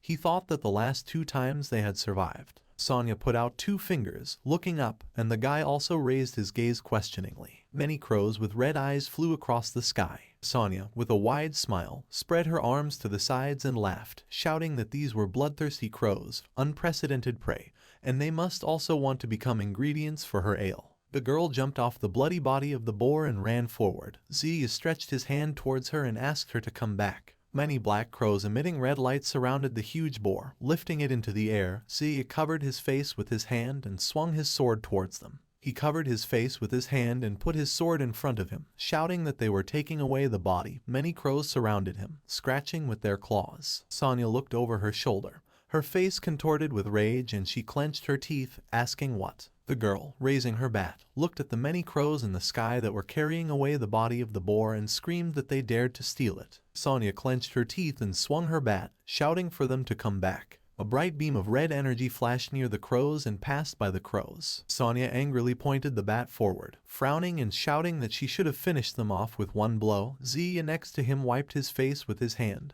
also looking up. The girl grabbed the back of the main character's clothes and pulled, saying that they were coming. Ziyu opened his mouth and eyes in shock when he was pulled back. The girl walked quickly through the forest, dragging the guy behind her and leaving white dust on the ground, shouting that they needed to get rid of them and return her pig. A village of newcomers, in which wooden houses were visible. Someone said that there was a new assignment. The second said that it was from the barbarian Sonya, and he did not think that she could write. A crowd of people gathered at the notice board, discussing. Someone asked whether the corpse of a rotting boar was so valuable. Another replied that they were just stubborn barbarians, and if something was stolen from them, it must be returned at any cost. And therefore that year, when the barbarians invaded, most of the guards were afraid to attack.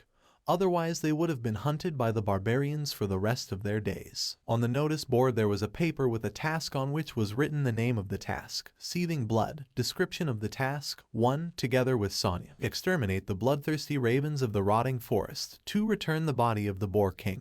Task reward, 20 bottles of blood-stirring ale, 10 silver pieces, free accommodation in a pub. Order from Sonya. Ziyu put his thumb on the task sheet, and someone asked him if he really should go, and he miraculously survived. Sila Weiss put her hand on the guy's shoulder, looking at him worriedly, and said that she needed to stay in the village and she wouldn't be able to go with him. The guy looked at the task board, saying that he had to go. He remembered the Boar King with red eyes and the raven with red eyes, and frowning, said that the reason why the Boar King began to decay was the contagious curse of decay. And the crows that Sonya killed also had such a curse, and they were probably crows, they brought it from somewhere. Frowning, Ziyu looked to the side, his blue eyes glowing faintly as he said that he could not allow Yalan and Terra's sacrifice to be in vain and for Sila Weiss to be in danger. Sonya and Ziyu stood in the middle of many crows. The guy swung his sword, clenching his teeth and frowning, cutting down several crows, and the girl held one of the crows, clenching it in her fist, causing blood to flow out of the bird's body. The main character swung his sword, his blue eyes glowed, and he thought about Yalan and Terra. The main character's sword pierced one of the ravens, and blood gushed from the wound. The bird lowered its head, and red sparks of something burned fell next to it. Ziyu clenched the sword in his hand, looking forward and wondering if they saw it. He turned around. Under his feet were the bodies of dead ravens, and next to him was the king of boars. In front there were 2 graves, a spear was stuck into one, and a wooden staff into the second. The main character thought that he had won. He looked at the two graves with his lips pursed, tears appearing in his eyes as he thought about what he was doing, and they were just NPCs, weren't they? Zia clenched his hands into fists and lowered his head, trembling, with tears in his eyes, thinking that he would eventually return to reality. But the feelings here are all his anger, his revenge, and his pain. The guy looked at the two graves on which white flowers lay and thought that the last 2 times they helped him pass the village of newcomers, and it doesn't matter whether they remember, but they will always be his comrades. With tears in his eyes, Zia frowned and pursed his lips, thinking that if next time he still stayed in the game, he would no longer come to them for help. Sonya, with a wide smile, hit the guy on the back with her palm, closing her eyes and saying that he got her so many ingredients and she would treat him. From her blow, the guy's eyes widened, tears came from them, and blood came from his mouth. The wooden building of the Sonya Tavern. The sky darkened, purple and pink clouds were visible. The sun was setting behind the horizon. Sonya told the main character that they were now friends. She sat at the table next to the guy, holding his shoulder.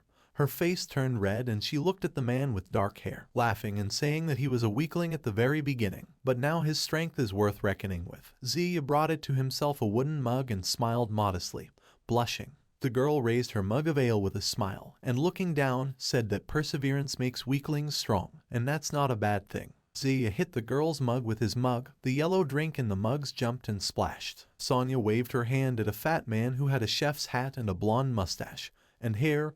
He was holding fried chicken on a plate. The girl called him Jim and told him to get the cakes and she would treat him, and let him bring the drinks too. No one would come home today. A sleeping Sonya was sitting on the floor by an overturned table, holding a large barrel in her hands. Another man was sleeping on the bar counter. Another was also standing at the bar and drinking something from a bucket. 2 men were sleeping at a round table facing the table, and the main character was sitting, closing his eyes with a stupid smile. A girl with brown hair hugged his arm, saying, "Come on." Sila Weiss sharply punched the girl in the face and she threw her head back, raising her hands. Sila Weiss smiled and blushed, calling the main character, who clenched his teeth and blushed, looking at the table. The girl put her hand on the guy's shoulder and, blushing, looked at him worriedly, telling him not to take such risks again. Zia smiled at her, saying that he was a brave wanderer and risk was a common thing and it was okay.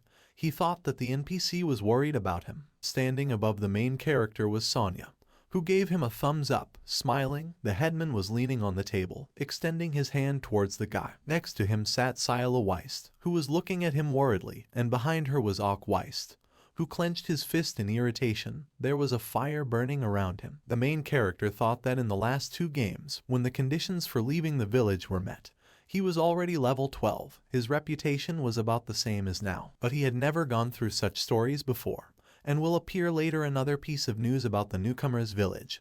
It will be destroyed in a battle with the monster. The guy lowered his gaze, remembering this, and pursed his lips, thinking what was happening now.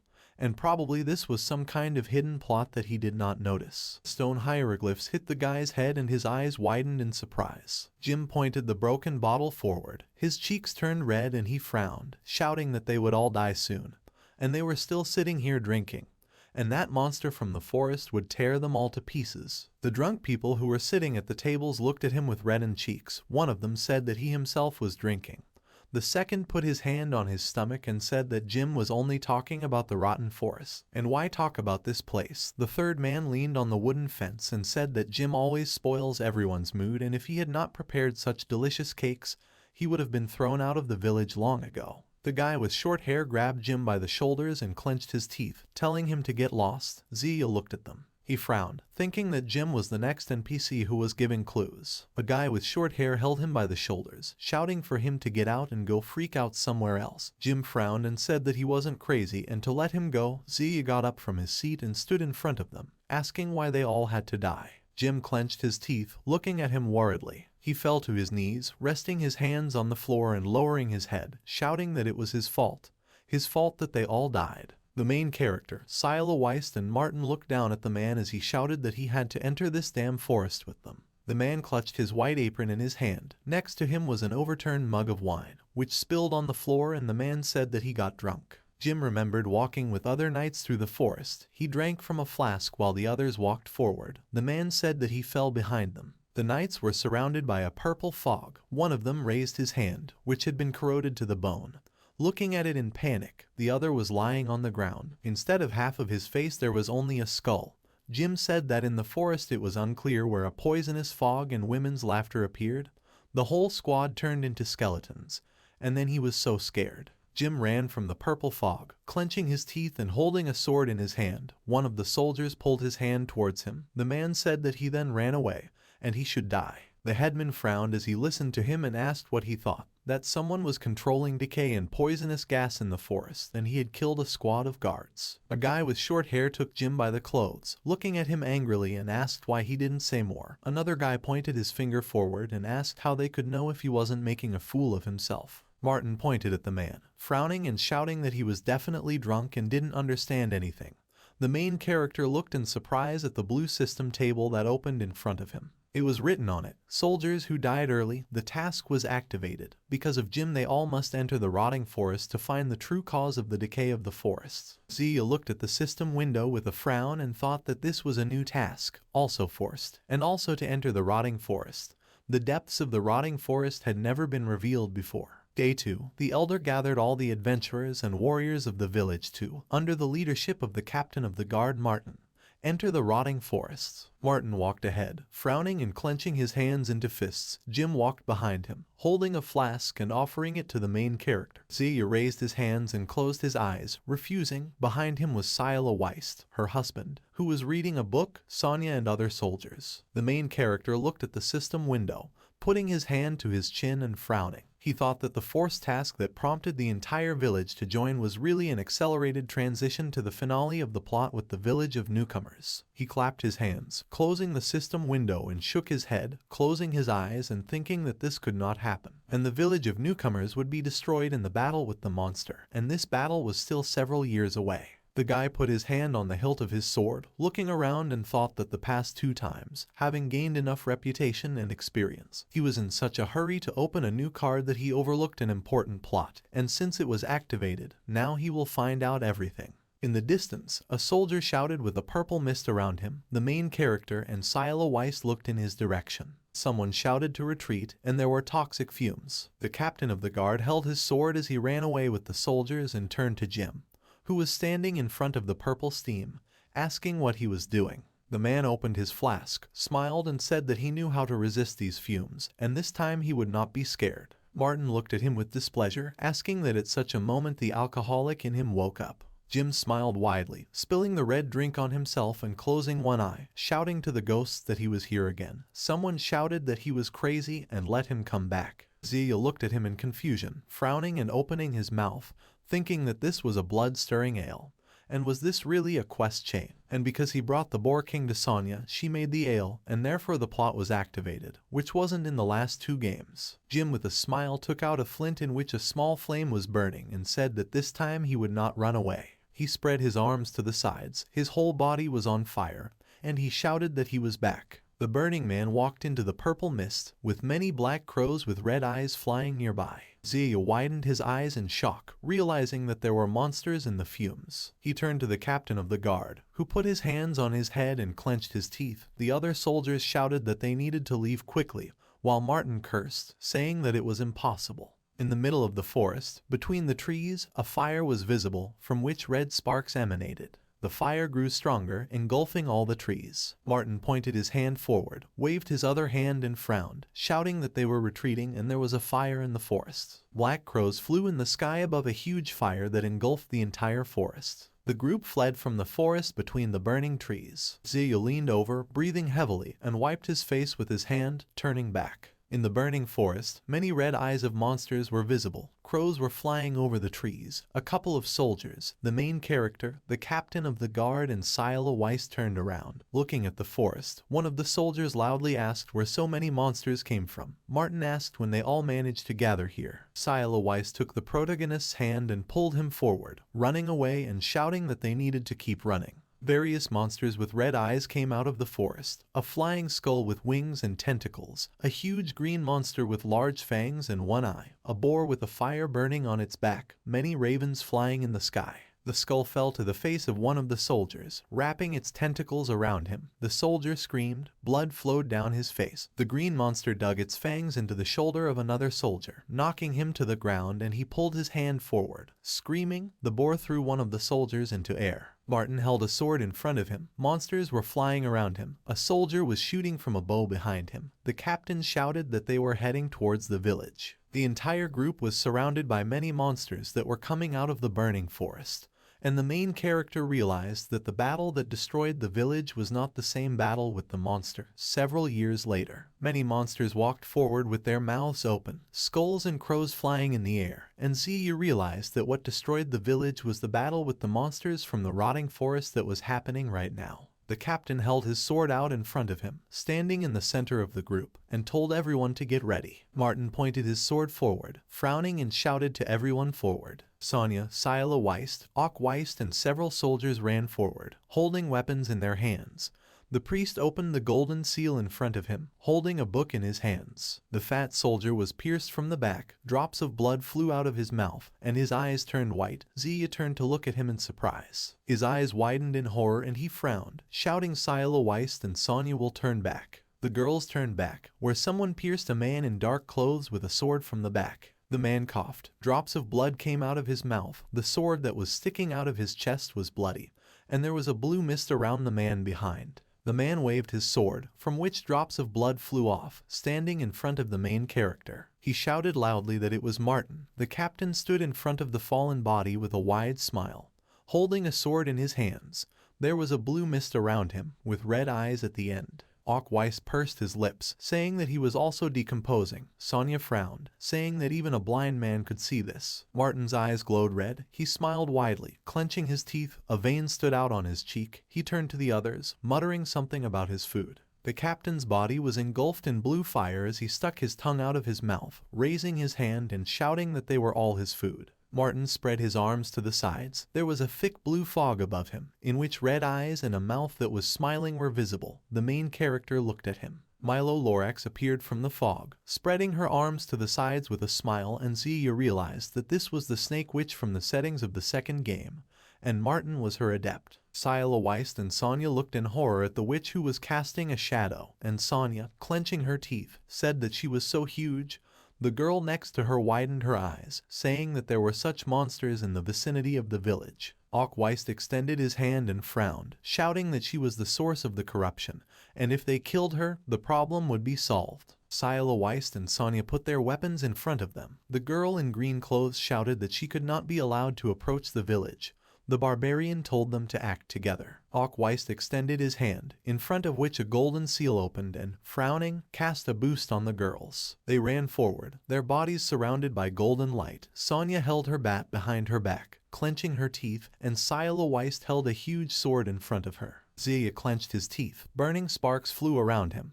He said with horror that the village was defeated because of the traitor Martin. Red energy glowed around the guy. A red pattern appeared on his cheek. The system window showed the curse of burning blood effect. Plus 15 to all attack characteristics. Time, 20 minutes. Level limit, 25. Penalty for difference in levels, minus 20 blood each. Give me a sec. Ice crystals appeared around the protagonist's hand, from which blue energy emanated. The system window showed Icy Persistence effect. Plus 15 to all attack characteristics. Time, 20 minutes. Level limit, 20. Penalty for difference in levels, minus 15 blood each. Give me a sec. The guy clenched his teeth, looking away as a red pattern appeared on his cheek, and around the hand that was clutching the sword. Ice crystals. The system window showed Raging Spirit effect. Strength plus 10. Sudden impact plus 25%. Time, 10 minutes. Level limit, 27. Penalty for difference in levels, minus 20 mana every second. Zia stood in front of Martin and Milo Lorax, who had her back to him. The protagonist's sword was glowing red, and he thought that these were skills acquired in past games, and with the existing difference in levels, the buff would not last long. Zia ran forward. The ground beneath him was falling apart. Stones were flying to the side. He left behind a bright white trail of running.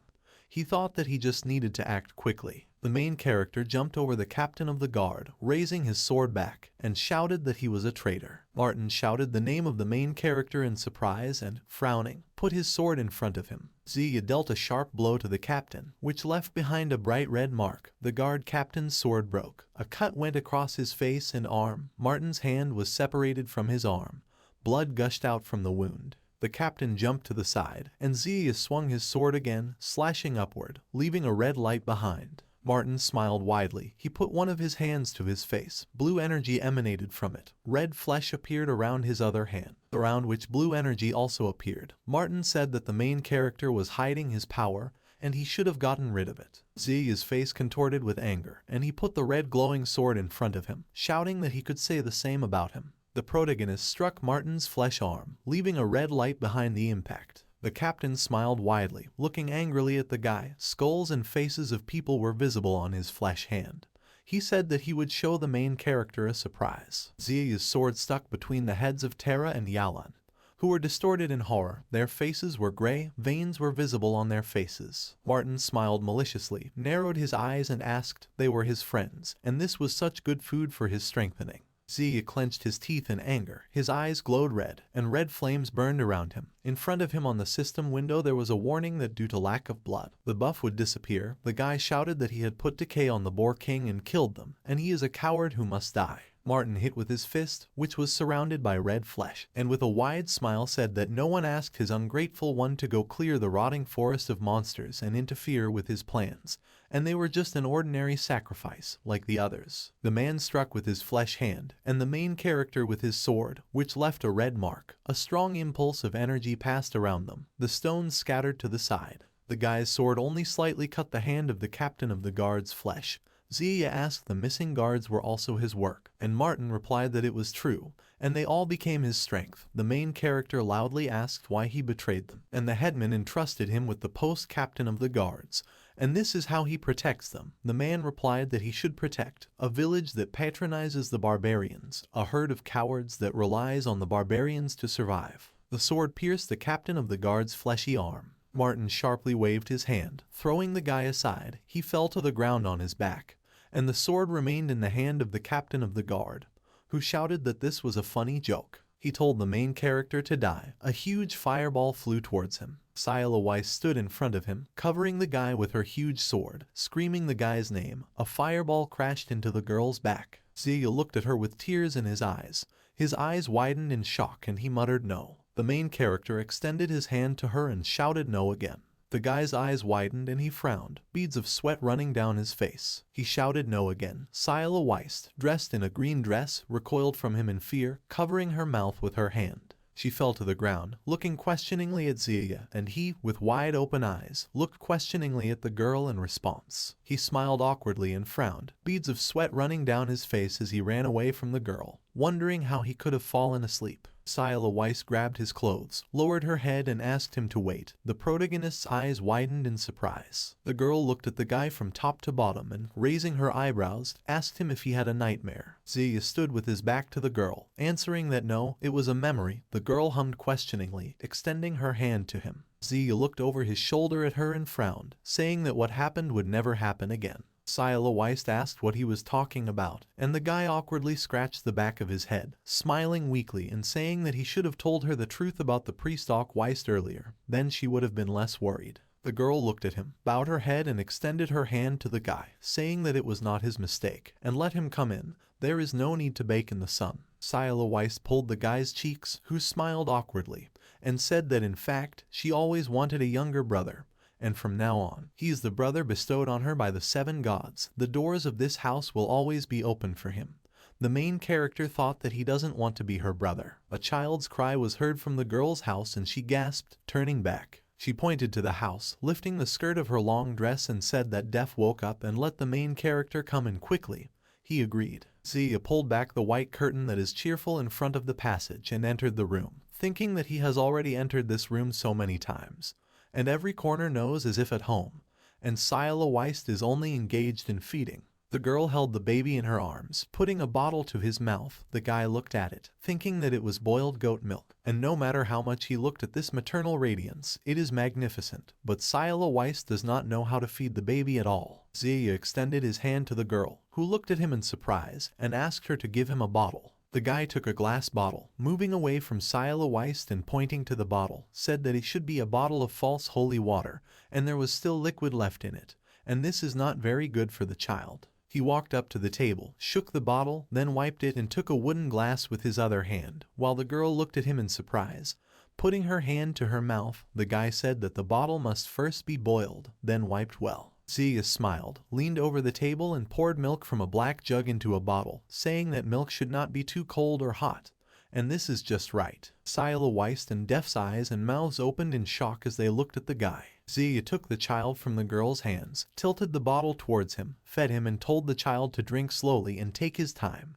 The girl responded in surprise that she understood. The guy put the baby in the crib, and he smiled widely, lying on the pillow, giggling. Sila Weiss looked in surprise at the main character, who was leaning over the crib, and putting her hand to her face, she asked if he was the legendary stay-at-home dad. The girl sat down on the bed, putting her hands on the crib and asked what he experienced as a brave wanderer. The guy replied that it was a secret. He thought that although in the third game he managed to get rid of the snake witch, he could not prevent her death. He could. In the fourth game he also tried, and once he stumbles, nothing can be changed. Zia looked at the girl with a smile and asked if she wanted to leave here. The girl stuck her tongue out at the child in the crib and answered why. Def is here and the village needs her protection. The guy replied that this is true, and he hopes that when Def grows up, will be as beautiful as she is. Sila Weiss blushed and tilted her head, looking at the guy in embarrassment, saying that he was a flattering prankster. Zia smiled looking at her and said that he was telling the truth. He thought that she didn't know that she was a quarter related to that seductress from the forest, and when she grew up, the two of them would only differ in voice and skin. The girl lowered her gaze and embarrassedly thanked the main character. The guy blushed slightly and holding onto the crib, said that she could thank him with a deed, and he needed to continue exploring the rotting forest and she could go with him. Sila Weiss raised her eyebrows, looking questioningly at the guy and asked if Sonya was also inspired by him. He smiled awkwardly and scratched the back of his head, saying that he only hired her, mainly so that she would reveal the betrayal of Ok Weiss. But the real lair of the monsters of the rotting forest was still hidden. The guy thought that this source of disaster, the spirit of the witch, who had taken over at Martin. Zia grabbed the girl by the hands. She looked at him in surprise. The guy said that in order for the tragedy not to happen again, they must get rid of the problem and so she can become the hero of the village, and their future with Def will be secured. Sila Weiss looked at the guy with her brown eyes, blushed and said that it was for her sake. The system window showed that Sila Weiss' sympathy had grown to the level of a friend of the heart. Holding the girl's hands, the guy frowned and said loudly that of course this was to repay her for saving her life. He thought that if this cycle was the last one before he found a way to exit the fantasy world, it would prevent all tragedies. The entrance to the settlement. A group of players stood at the city gate to the settlement. A guy with red hair slicked back crossed his arms, raising an eyebrow and asking if any of them knew that guy. And he shared on the forum. No one believed it was true. The system window showed. Moonlight, level 2, specialty, swordsman. Two soldiers looked at him. One of them with short blonde hair closed his eyes and said that among so many newcomer villages, only they had something like this happen. The second raised an eyebrow and said that at the other spawn points they had not seen monsters above level 4, not to mention group assignments. Conditioner approached the guy with red hair and, smiling, said that on the server of the Southern Sea in the village of newcomers there were several fools who gathered in a group and pestered the daughter of the headman, and as a result their clothes simply incinerated. And the video immediately spread across the network. Moonlight smiled, looking at the guy and said that he knew this, then they were forced to log out. Their retinas were scanned and they were banned for a year. And they say that people from the Center for Psychological Correction of Teenagers contacted them via IP. Cool Drink looked at him in surprise and fear, knitting his eyebrows and asked if everything was so terrible. The guy with red hair crossed his arms over his chest and closed his eyes, said that the law does not bypass the internet, and it would be okay offline, but only crazy people can play like that online. Conditioner with a smile pushed the guy in the green shirt in the side and said that he was also crazy. Moonlight continued. What to do if they bother girls players in the future? Such people need to be gathered together and exiled. Cool Drink and Conditioner started to fight, shoving each other. Brandy pointed forward, shouting for them to stop fighting and Boss Zia is coming. The figure of a girl was running behind the guy with blonde hair. A girl in a black tight suit and pink hair jumped on Brandy's shoulders and put her hand to his forehead, shouting with a smile that she saw him. Brandy lowered his head, blood flew out of his mouth. Sila Weiss walked next to the main character, raising her eyebrows in question when someone loudly asked who the beautiful girl behind Zia was. The whole group looked at the main character. Greeting him, Zia looked at them in confusion, wondering what kind of gang this was. A girl with pink hair walked up to the guy and put her hand to her mouth, asking him with a smile, "This NPC will lead them to beat monsters." Zia pointed to Sila Weiss, saying with a smile that this is their support nanny. Although she has no support functions at all, the girl waved her hand and closed her eyes, smiling awkwardly, greeting everyone. Sila Weiss held the guy by the back of his clothes and he extended his hand and said that since everyone was assembled, they were moving out. The group shouted yes. A couple of people raised their hands. A forest surrounded by trees, clouds floating in the blue sky. Someone said that the main character dealt with something they couldn't even think about so easily. Another said that first Sonya, now Sila Weiss, and there is such a big difference between them. Another said that if she sacrificed herself to complete a hidden task. Another replied that it would be terrible. 15 minutes later, Zia stood in the center of the clearing next to Sila Weiss. He raised his hand and said that here they would complete the task. One of the soldiers with short hair said that there was nothing here. Sila Weiss, wearing a black skirt and jacket, held a wooden sign with a picture of a boar, above which was the inscription 4LV. Zia, wearing glasses and a brown vest, slammed his palm on the board and said that monsters above level 4 in this game have intelligence, and when encountered with the enemy, most of them will start to hide, but if a lot of people suddenly appear, they will instantly go berserk. The knight with short hair raised an eyebrow and scratched the back of his head, confusedly asking what to do then. Zia smiled as he looked at him, a shadow falling on his face. He pointed to a girl with pink hair and asked her to come over. She pointed to herself in surprise and asked again. She approached the main character, smiling and clasped her hands together and asked what the instructions would be. A lot of pink hearts came from her. Zia put his hand to his chin and smiled insidiously, asking if she wanted to be a scapegoat. The girl looked at him in surprise. Zia extended his hand to her and smiling, looked at the girl from under his brows, saying that this means becoming a bait, and they will all die someday, and being killed by a boar is undoubtedly a worthy choice, and besides, she changed her specialty to a robber. There are 15% increase in speed. The girl with pink hair looked at him with tears in her eyes and crossed her arms, anxiously asking how he knew her specialty, and he watched her, what he was going to do with her. The girl with an embarrassed expression on her face turned her back, blushing. There was a rope and a hook hanging on her belt. The guy said that her dagger and the hook on her belt were old. They were probably given out when she changed her specialty. The girl said that means he noticed it. The guy replied that he didn't. This is the first time I've seen this. I'm already used to it. Brandy approached the girl, saying that he didn't think that she was a robber. Moonlight also approached her, saying that it was cool and how she got this specialty. Zia looked at her with a smile, thinking that the dagger and hook were items from the guys on the black market. And she's an interesting girl. She's playing for the first time, but she already knows about the division of the village, and he only learned about it in the 5th game from Evelyn. And the entrance there is in a well. How did she go down there? The girl with pink hair looked at the main character with a wide smile, blushed and said that she would be the bait. The girl put her finger to her lips, embarrassedly looking at the main character, and asked if he would thank her later. The guy closed his eyes, smiling awkwardly, standing in front of the system window. There was an inscription on the system window. The level 2 apple pie robber wants to become his friend.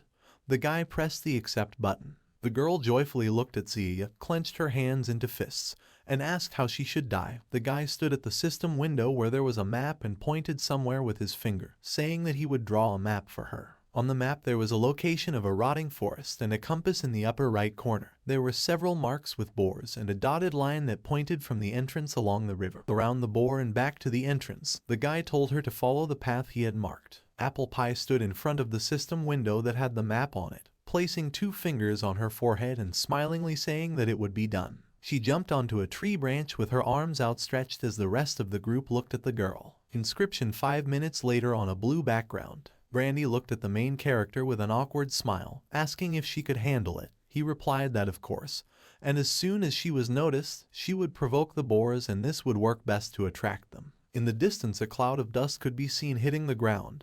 Branches were flying nearby. Brandy looked there in surprise, asking if she had returned. Apple Pie ran, panting, beads of sweat running down her face. She ran along the ground, shouting to the main character to help her, with many angry boars with red eyes running after her. Brandy pointed forward and asked what they should do. The main character looked forward with a smile, folding his arms over his chest. Moonlight behind him extended his hand behind his back, taking the sword. Scylla Weiss fearfully put her hand to her face. Apple Pie smiled, sweat dripping down her face and her cheeks turning red as she ran. She laughed and said she couldn't take it anymore and was going to die. The girl turned back, tiredly shouting that although this was invigorating, Zia had to do something. Zia, dressed as a priest, put his hand to his forehead and closed his eyes, holding a book. He said that a dedicated decoy dies with honor and dignity. Brandy looked at him in shock. His eyes widened and he shouted, "What kind of funeral service is this?" The boy with blue eyes looked to the side in surprise when Scylla Weiss gave him the clothes, asking him to take them. She stood in a green t-shirt, pulled her hair back and closed one eye, saying that it was inconvenient to beat so many boars in armor. The rest of the group smiled happily and widely, blushing, raising their clenched fists, or showing their fingers up, shouting for her to move as she pleased. Moonlight showed a heart from his hands, and Zia stood displeased in the center, holding his clothes. The girl pointed at the boars and the running Apple Pie, saying how could he entrust such a dangerous task to that girl, and what kind of scapegoat. Zia smiled slightly, looking at her, and told her not to worry, and he had thought of everything in advance.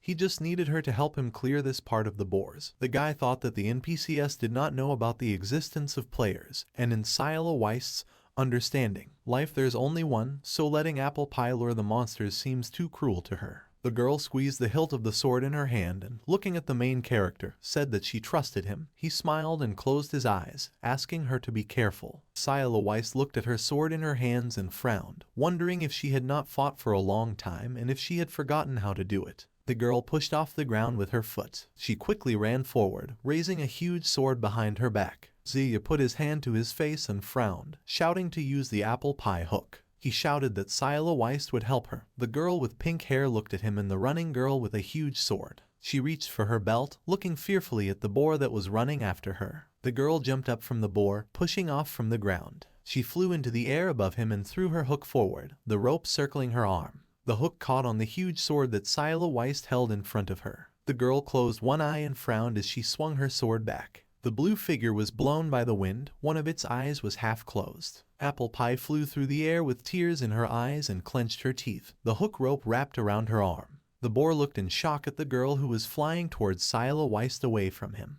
The Apple Pie slammed into the girl's chest, making a muffled sound. Scylla Weiss held her shoulders. The pink-haired girl blushed and smiled, blood dripping from her nose, and the HP bar above her dropped slightly as she said it was too heartfelt. Scylla Weiss threw the pink-haired girl back, asking Zia to catch her. The guy caught the girl on his chest, crouched slightly and looked at her with a smile. Apple Pie clenched her hand into a fist and, blushing, looked at the guy in embarrassment, asking if she could do it again. Zia gritted his teeth and shouted what the odd thing was, throwing the girl behind him. The two soldiers looked on in shock. Zia extended his hand and frowned, shouting for everyone to quickly climb the trees, and let them not hesitate.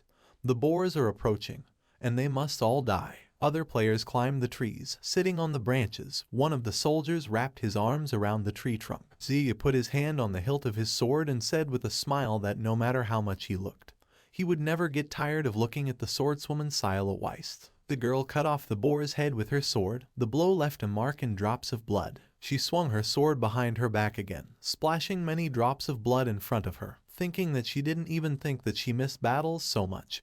And did Zia really want her to remember this feeling and be inspired? Scylla Weiss blushed and smiled, drops of blood flying in front of her as she thought that she was not sorry because Auk and Death was far from here. She raised one of her legs, bringing the huge sword behind her back, and thought that she now clearly felt that her soul was actually here. A strong blow passed across the ground, which glowed with a red light. Stones and boars were thrown to the sides. Two boars looked at each other, while in the distance from them they could see many blows of red light that the girl was delivering. One of the boars said that this girl is a scary swordsman.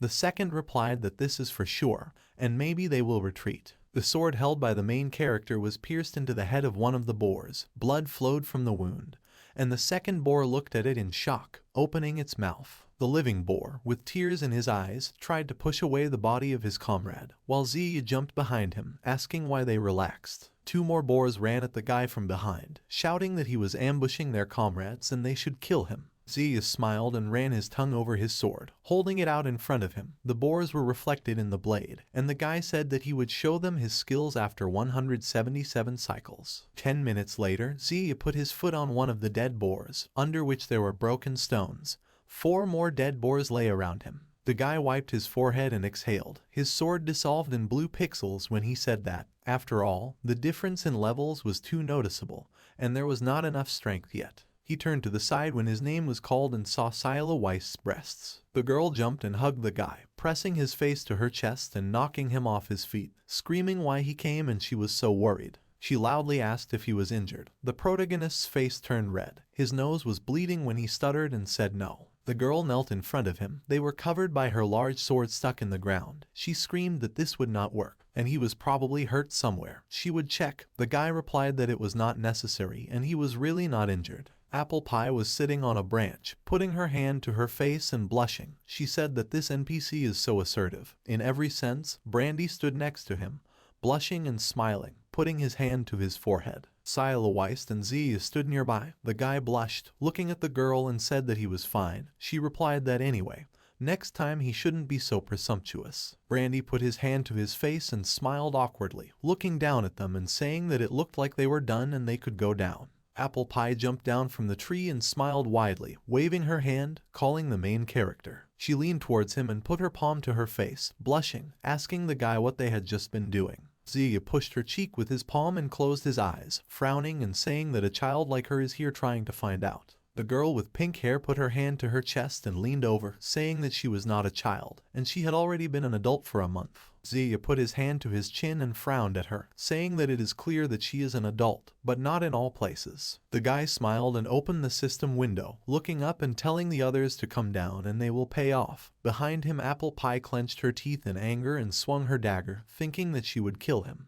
On the blue system window it was written, Task, Clearing Monsters, Kill 15 monsters, 76 out of 15. The main character said that now they have killed 76 decaying boars. That is, this can be divided into 5 people. The guy looked up, with a serious face, saying that he needed to remove 2 to first let the 5 complete the task, and when they finished off the required number of monsters, he would count the remaining ones. Moonlight crossed his arms over his chest, looking dissatisfied at the guy, saying that whoever wants to go out and spend so much time looking at the love pleasures of the main character. One of the soldiers said that only a fool would agree. The other answered him that that's exactly it. Apple Pie raised her hand, smiling, and said that it was just a game, so she didn't care. Brandy also raised his hand with a smile, saying that he also agreed and still being with the boss was a great opportunity to raise the level. Ziya looked down at the system window and agreed, saying that then he would delete the 2 of them and calculate the rest. On the system window, 5 avatars of the remaining players were visible. A notification popped up with a question to calculate and answer options yes or no. Near the 2 soldiers and Moonlight, blue system windows appeared, as well as a golden light. Above them there were several inscriptions about leveling up. They smiled and said that it was completed. Ziya looked at the girl with pink hair and Brandy, pointing forward, and told them to follow him, and the rest could go back. The guy thought that taking them to clear out was a good way to increase his recognition among the players and at the same time get information about the outside world. But however, the more people he takes on the next mission, the more difficult it will be, and he took out a few just in time. Moonlight stood in front of the guy, waving his white cloak, and with a dissatisfied face said that this would not work and it was obvious that he had prepared something better for them. The guy with red hair clenched his teeth in anger and frowned, saying that he had not yet told them what they would get if they gave up their seats, and they would have agreed too. That's not how things are done. Behind the main character stood 2 soldiers. One of them crossed his arms over his chest and said that they were also his friends, and he didn't seem to throw them on purpose. The second clenched his hands into fists and closed his eyes, saying that the more people, the more power, and why don't they go together? Ziya looked ahead gloomily, thinking that they were definitely real players, like in PCS. Don't torment them, they still won't rush around like that. The main character closed his eyes and spread his arms to the sides as he walked past Moonlight, saying that if they want to be together, they can go together. Brandy looked at Cool Drink and Conditioner, waving his hand at them, and said that maybe they better come back and the boss is here, he will go with him. They turned around and walked away from the group. Conditioner turned around and said with a smile that they were not fools and would not cause problems, and he still had things to do. A blue envelope appeared in front of Brandy's face and the guy looked at it in surprise. He opened a system window in which there was a chat called 3 Comrades. Their cool drink wrote that the guy should not forget to screenshot the girl working for the good. Conditioner wrote that he should stick to the powers that be, and they will follow him and tear out the hair on his legs. Holding a trembling hand at the system window, Brandy answered okay. The depths of a rotting forest, a dark forest in which trees grew, a green mist flew in the air. The group walked behind the main character, and looking at him, Moonlight thought with clenched fists that he must be one of the developers, and no information leaked from the closed testing of this, but when he returns and tells, it will be a sensation. The guy blushed, looked at the legs of Sila Weist, who was wearing short shorts, and thought that he would leave this incriminating evidence for now and need to collect more information. And the guy probably has some kind of cheat, thanks to which he collected Sila Weist's sympathy. Moonlight approached the main character and bent down, with a smile asking him to teach him how to collect sympathy. Zia smiled and closed his eyes, saying to treat the NPC as a living person and do what she likes. Moonlight smiled widely, raising his hand and asked what he could also get now. Mentally his face was distorted with anger and he clenched his teeth and hand into a fist, thinking who he was pretending to be and what kind of neglect he would expose him. The guy with blonde hair pointed at the glowing white flower, saying that Sila Weist is afraid of the dark and if he makes a lamp out of that plant, then maintaining a certain level of illumination, her sympathy will naturally increase. Moonlight and Brandy turned in surprise towards the flower. The guy with red hair raised an eyebrow, looking at the flower in confusion and asked so simply. Brandy smiled at him and opened the system window next to the guy, saying that before that, Zia advised him to bring her goat milk and he did it and received a fatal blow. Moonlight looked at the system window and exclaimed in surprise that it was true. Green vines and glowing white flowers were wrapped around the sword. Moonlight chuckled, holding the sword in front of him and standing in front of the girl who looked at him in confusion.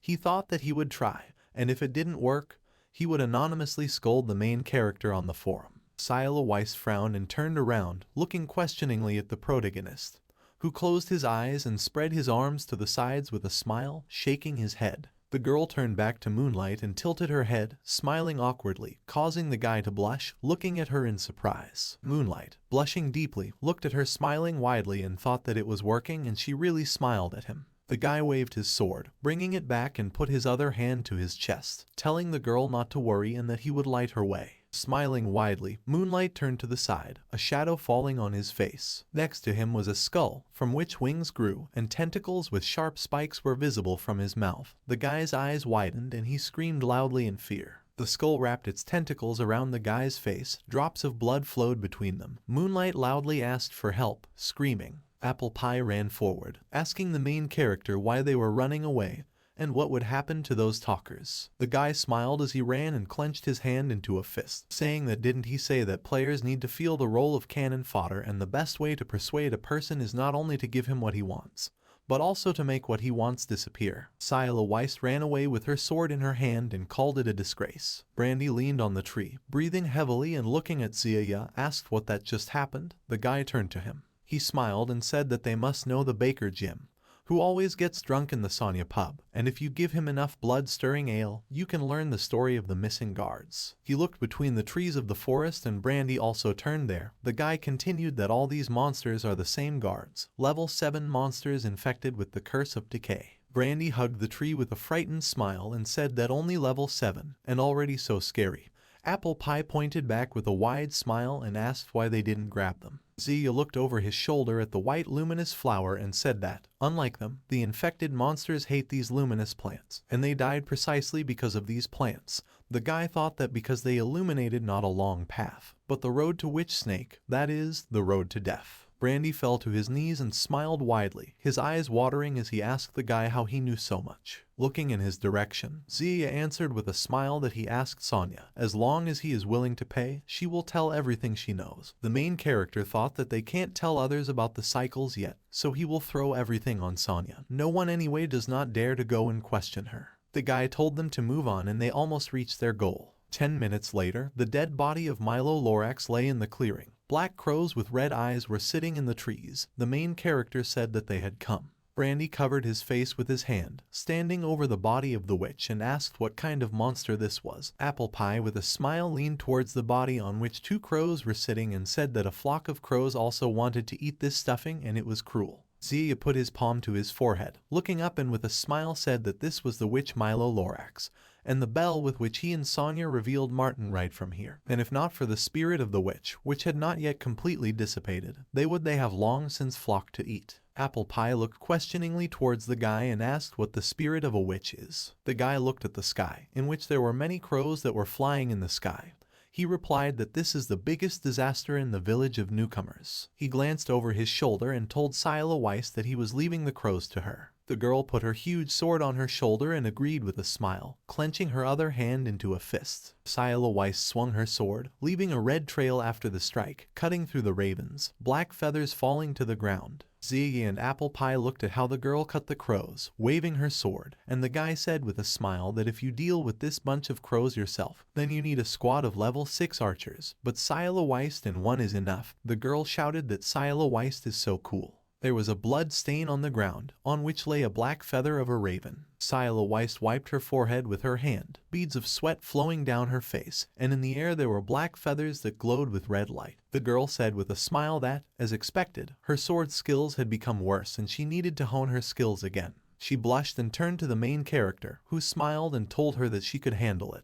A system window appeared in front of Zia, on which it was written that the task was completed. He completed the group task of clearing monsters, received experience 12 plus 810, received coins 4 silver plus 2.7 silver, reputation in the village of newcomers increased, received equipment proof of unity icon, all characteristics +1. The guy looked at him in surprise and thought that there was no proof of unity in the beta test, and it seems that there have also been changes in the quest rewards. Zia looked at the system window, which had the inscription proof of cohesion on it. System windows also appeared in front of Brandy and Apple Pie with the inscription that the task was completed, and the guy looked at him in surprise, raising his hands, saying that they completed the task. Apple Pie looked ahead in confusion and loudly asked the main character why they didn't see the witch spirit he said about. Zia looked at her, holding a long flint in his hands, saying with a smile that she would see now. The guy threw it into a pile of black raven feathers. Burning sparks came from the flint. A huge fire broke out in front of the group, illuminating everything around them. Apple Pie covered her face with her hand and closed one eye,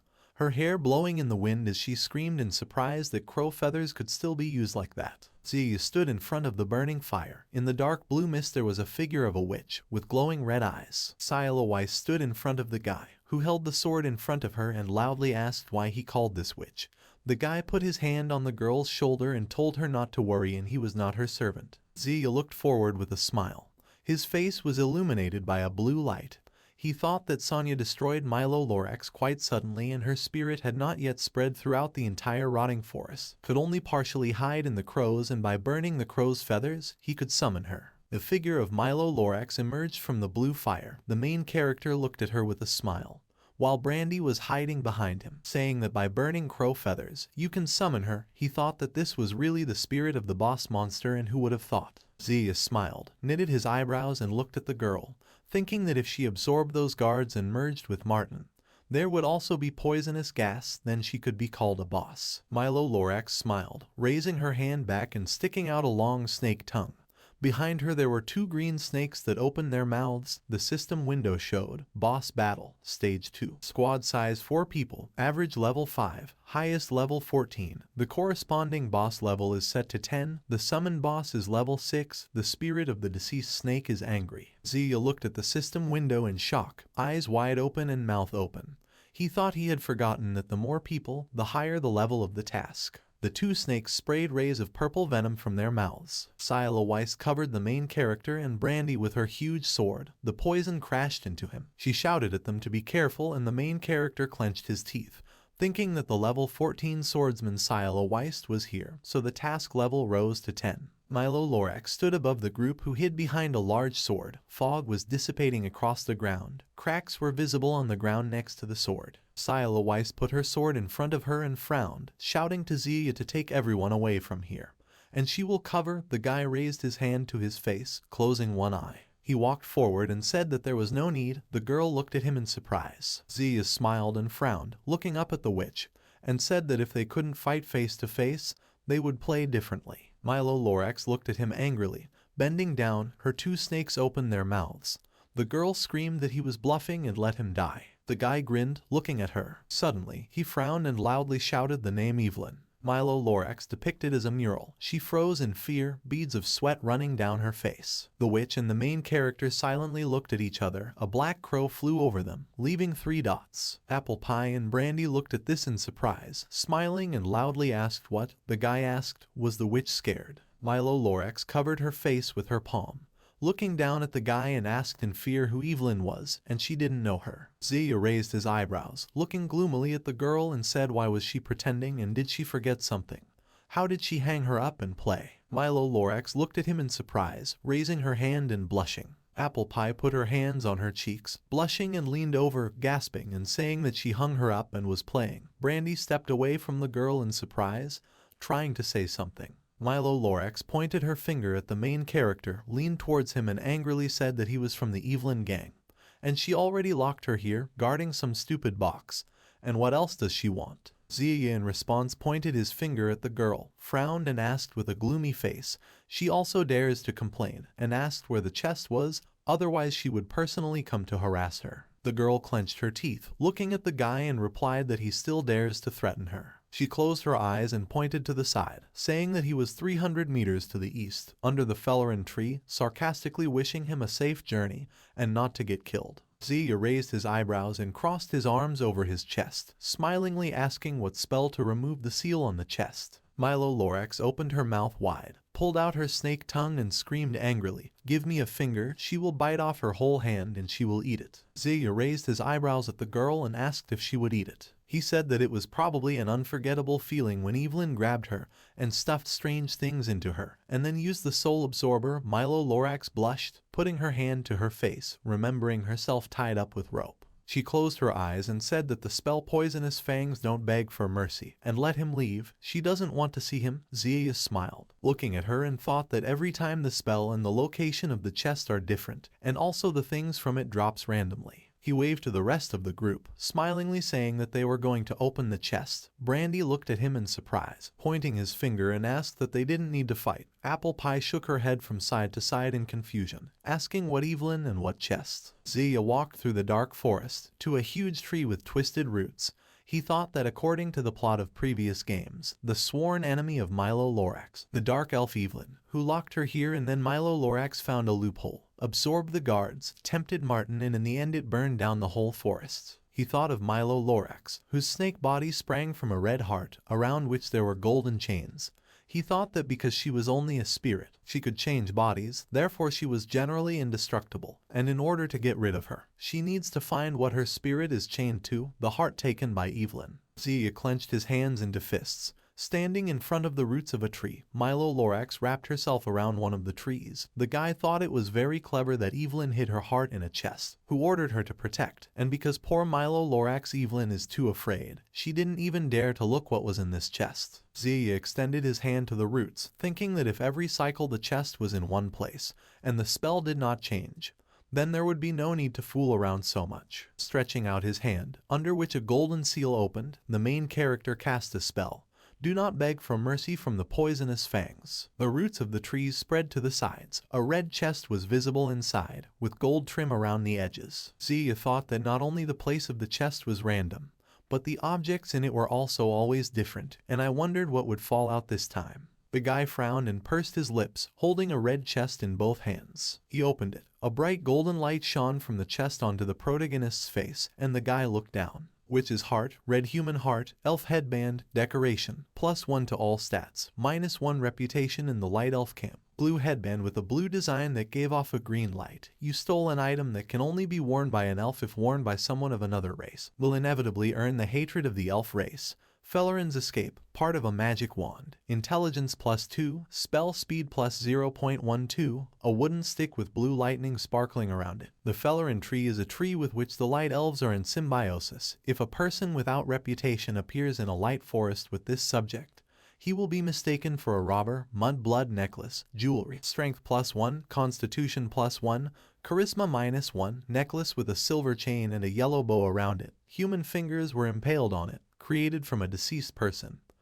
Who would even wear such a curiosity? Apple Pie and Sila Weiss leaned over the heart that had red energy coming from it, and the girl with pink hair pointed at it asking what it was. Sila Weiss worriedly said that it had a curse on it. Zia smiled, looking at the heart, and said that this is the heart of Milo Lorax, and if you crush it, you can get rid of her forever, but of course you can return her freedom. Sila Weiss frowned at him and asked what he would do. The main character squeezed a red heart in his hand and replied that he was a good person. He sharply crushed the heart, clenching his hand into a fist, and purple liquid flowed through his fingers. Zia said that of course he would help her completely free herself. Milo Lorax screamed, arching her back, her snake tail disintegrating into purple shards. Apple Pie looked scared to the side where all that was left of the witch was a snake hood and asked if it was really normal that they were following Zia. Brandy stutteringly replied that it was probably yes. Zia smiled, clenching his hand into a fist with blood flowing down it, and blue flames appeared around him. A system window appeared that showed a system notification. He was infected by Evelyn's poisonous kiss. Every hour he will lose up to 10% of his health. He killed Milo Lorax in spirit form.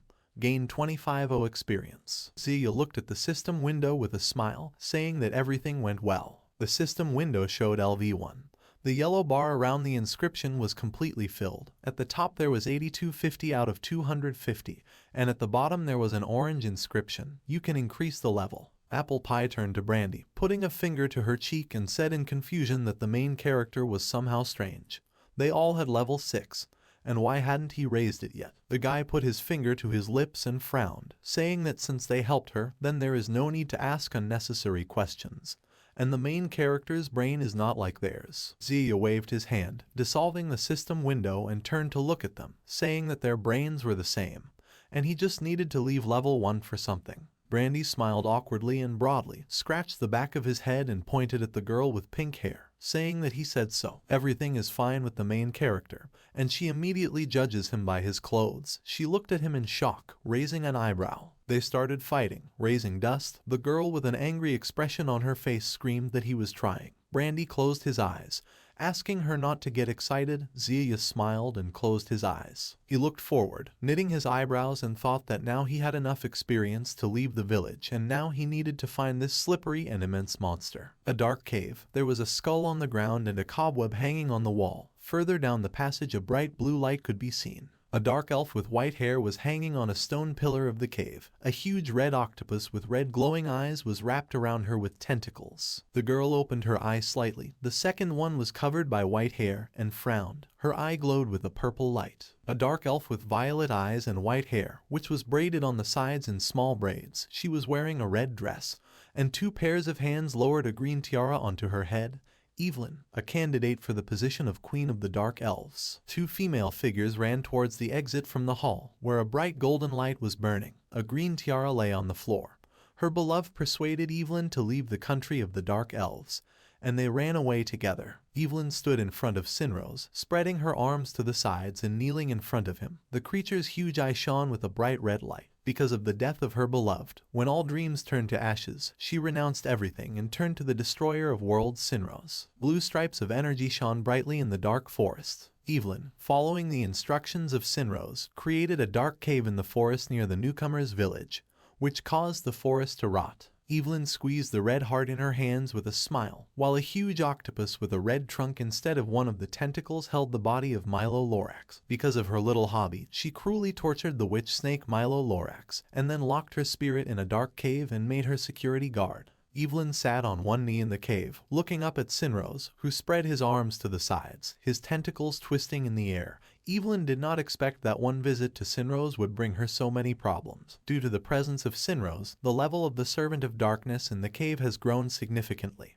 Because Sinrose gave Evelyn the Soul Absorber, the octopus held in its tentacles a girl with white hair, who frowned and turned away from his tentacles. After Sinrose left, Evelyn was unable to control the absorber, which became even stronger. He broke out and attacked Evelyn, so she remains locked in the cave, fighting the soul absorber. Evelyn lowered her head, closing her eyes. There were two dark horns on her head. A man in a red glove was reaching out to her. When the player kills the witch snake, he is immediately infected with Evelyn's vengeful curse. With the development of the player, the curse also grows. At the player's level 40, the power of the curse will free Evelyn, and she can begin to pursue the player to enjoy his death. But before the player reaches level 40, Evelyn will remain in the cave, recovering from the fight against the absorber, during which time the player can buy an item in the city that suppresses the curse, preventing decomposition of the body. Zia looked at his hand covered in blood from his heart with a smile and thought that he could hide for a while.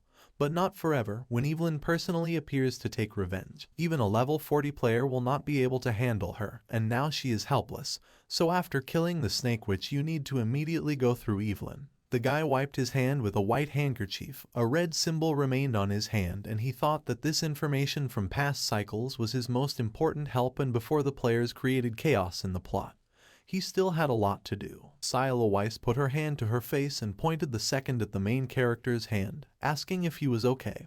And this is a curse. Zia with a smile showed her the hand on which there was a symbol, asking the girl not to worry and that he knows how to get rid of it. Brandy pointed at the guy's hand, raising his eyebrows and excitedly asking how he did it. Apple Pie grabbed the guy's wrist, and with stars in her eyes and a big smile, she asked what this cool effect was. Apple Pie and Brandy stood over the main character, looking at each other with displeasure. The girl crossed her arms over her chest and closed one eye, and the guy frowned, asking Zia how he knew so many secrets. Did he really know the developers or played in the closed beta test?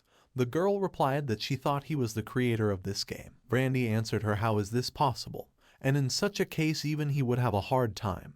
The girl said that she doesn't care and Zia is her idol. The guy told her that, well, she will not directly say that Zia is a celestial being who descended to mere mortals to teach them. They turned away from each other, rolling their eyes. Brandy tisked, and the girl called him a dork. Zia clenched his teeth in irritation and closed his eyes, saying that it seems that only heavy artillery will help here. He picked up a red chest. On the bottom it was written, an attractive treasure chest. The guy said that they can take any one trophy from here. He held the chest while Brandy and Apple Pie stood up to him, swearing. The girl screamed for him to remove his hands, and why does he need an elf headband? And Brandy pointed his finger at her, answering that it was not good to say that, and he was warning for the last time. Zia tired stood, thinking that he needed to hide better, and players think differently than the characters in the game. You can't fool them, and no matter how he got into the game, if they notice him, they will probably clean up this bug and him at the same time. The main character looked at Sila Weiss, who sadly turned away, hugging her arm, and thought that she was still worried about his curse. The guy's eyes widened and he thought that he understood everything. And for the NPC this is a terrible curse installed in their reality. But for the player it is just an interesting challenge in the game. A black symbol with 3 curved lines, surrounded by a red forest with black trees. The guy thought that this state where the player does not fully merge into another world is familiar only to players like him. Sila Weiss and Zia on opposite sides. The guy smiled, and the girl pursed her lips worriedly. There was a blue brain on top. The guy had it as a normal one, and the girl had microchips inside. Zia thought that neither a reboot nor the level of artificial intelligence would change the fact that NPC function in accordance with a given program, and in no way can a thought arise in them that is not established by the program, unlike people. Zia smiled broadly and laughed with a scary face, thinking that the past 100 beta test cycles he was still worried about whether it was some kind of bug. But still no, it means he will definitely be able to get out. Apple Pie and Brandy stood in front of him, putting her hands to her face in confusion. The girl said that it was creepy, and Brandy raised an eyebrow and replied that maybe they should go out. The sky was dark, trees were visible. Zia thought that he should evolve slowly, and who knows, what if the death in the public version is a real death, and he needs to quickly get to Evelyn and dispel the curse. A group of 4 people entered the cave. Zia walked ahead holding a torch. A system inscription appeared on which it was, a dark cave. Originally it was a place where the guys from the dark market were temporarily hiding after it was captured by a frightened level 45 Evelyn. The orcs summoned by her deepened the cave, since the work was carried out by a detachment with low intelligence. They did not leave any traps here, but this, it seems, was not required. The real treasure here is not the boss's items, but the boss himself. A huge spider with wings held the walls of the cave with its paws. Opening its mouth, Scylla Weiss stood in front of him, holding out a sword in front of him. Brandy and Apple Pie looked at him in fear, with their mouths open wide. Zia thought that in Cycle 6 he was with Scylla Weiss accidentally wandered here. There are many monsters inside, but Evelyn is in the very depths of the cave, and if you want to see her, you need to kill all the monsters in the cave. For a player from a beginner village, this is almost impossible, even if Scylla Weiss helps. Zia and Apple Pie hid behind one of the stones, while Scylla Weiss jumped towards the huge spider, holding her sword behind her back. The guy shouted that this would not work and he needed to figure out how to stop them. He thought that before he always came together with Scylla Weiss, and you won't be able to sneak through, because the size of the squad activates the monsters, and this time there are 2 extra with them, so it will be more difficult to get through. Apple Pie put her hand on the protagonist's shoulder with tears in her eyes, and Brandy looked at them and pointed forward, frowning and saying that if you go ahead underground, he thinks it won't be difficult. Zia looked at him in surprise and asked him to tell. Brandy smiled and pointed to the white eggs with red veins and cobwebs around them, saying that it was just a game and there was no need to worry too much. Zia screamed loudly. His eyes widened and his mouth opened wide. The white eggs in which the group was sitting quickly rolled through the cave, while the spiders looked at them in surprise. Apple Pie from one egg asked this was his vaunted plan, and Brandy replied that it was fast. 3 white eggs with red veins hit the walls of the cave, groaning in pain. The group got out of the eggs. Brandy vomited a rainbow, and Zia looked up at the stone gate. The guy closed one eye, thinking that this method is faster than their progress with Scylla Weiss. After all, with the players you can come up with more new ways to complete the game. The main character helped Scylla Weiss, who covered her face with her hand, to stand up, and looking at the players.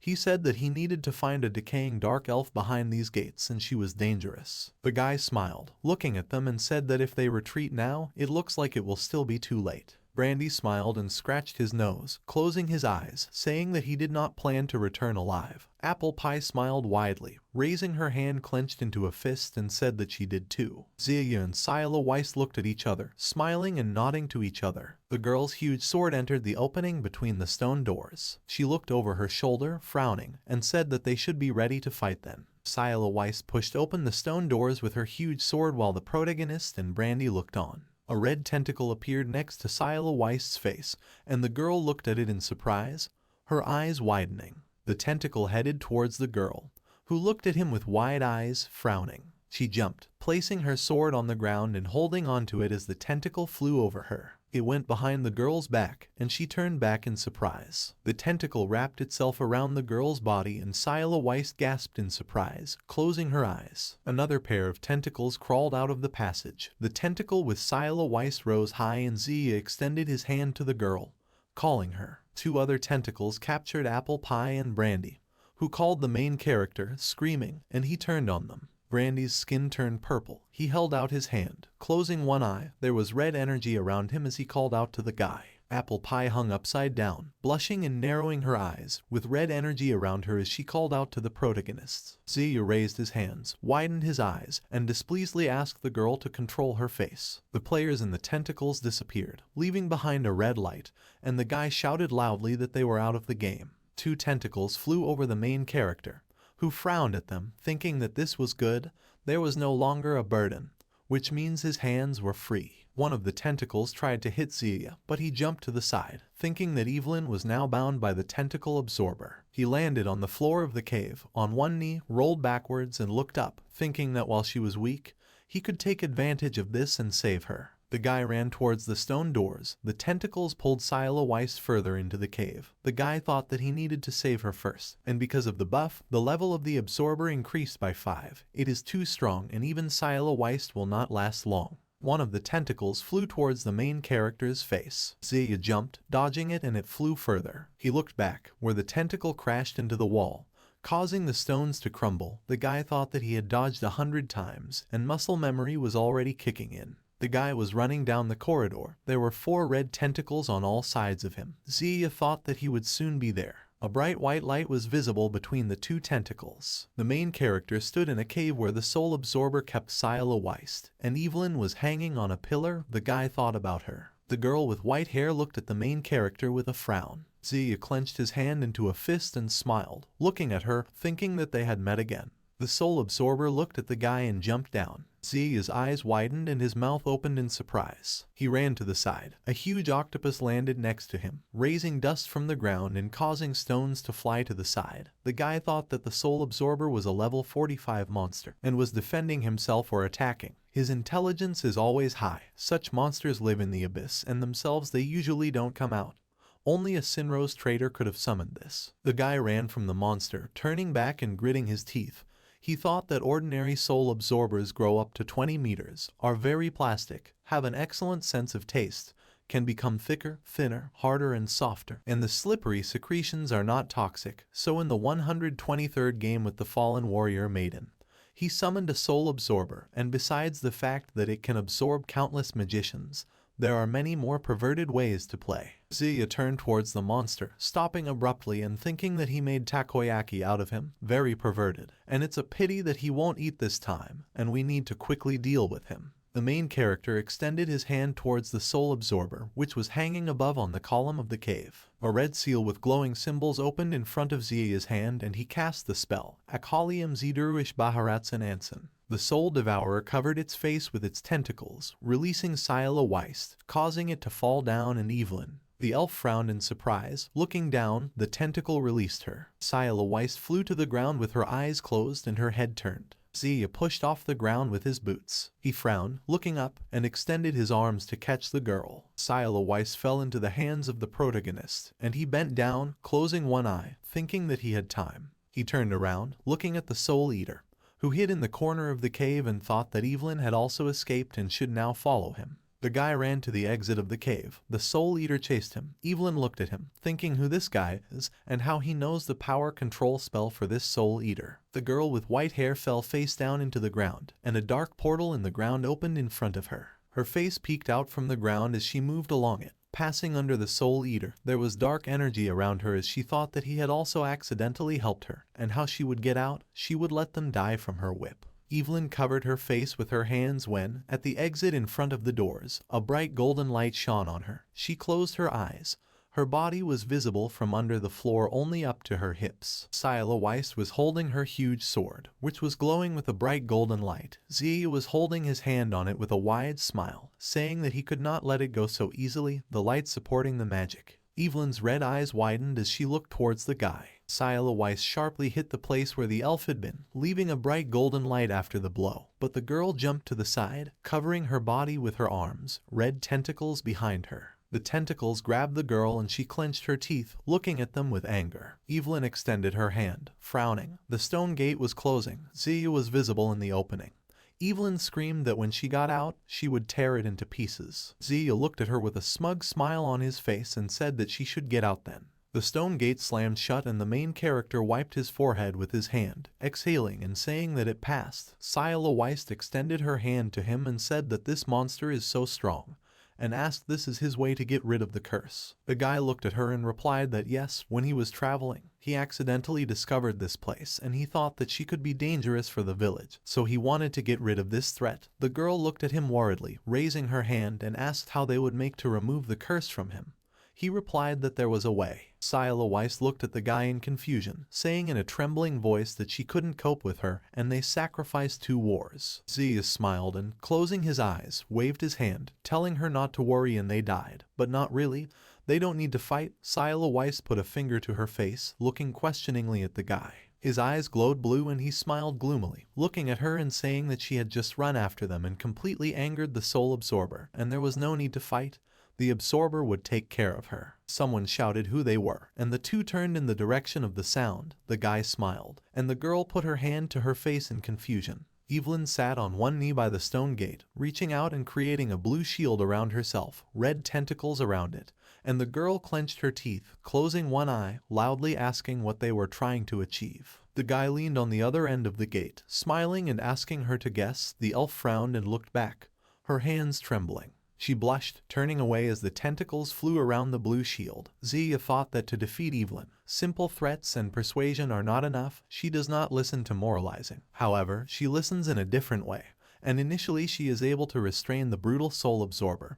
I came to make sure that she couldn't cope now. The guy smiled, looking back, and thought that as soon as her body and spirit are completely exhausted, then he will pass her. And now she does not have the mana to resist the soul absorber, and she does not even have the strength to open the stone gate. Evelyn gritted her teeth and grabbed the gate with one hand, extending her other hand to support the shield. The main character thought that there was only one thing left for her. The elf smiled and opened her mouth. She pressed herself against the stone gate and smiled. Blushing, hearts were visible in her eyes, and purple energy appeared around her. She said that she was begging him to let her in, and as soon as he saved her, she would do whatever he asked. Scylla Weiss blushed and straightened her back, pink hearts appearing in her eyes as she immediately agreed. Zia held the girl who was reaching out to the stone gate. There was purple energy around her. Clenching his teeth, the guy asked her to wake up. Scylla Weiss was breathing heavily with her head down. Zia kept his hands on her shoulders, looking back and thinking that Evelyn's charm was too strong not only for men,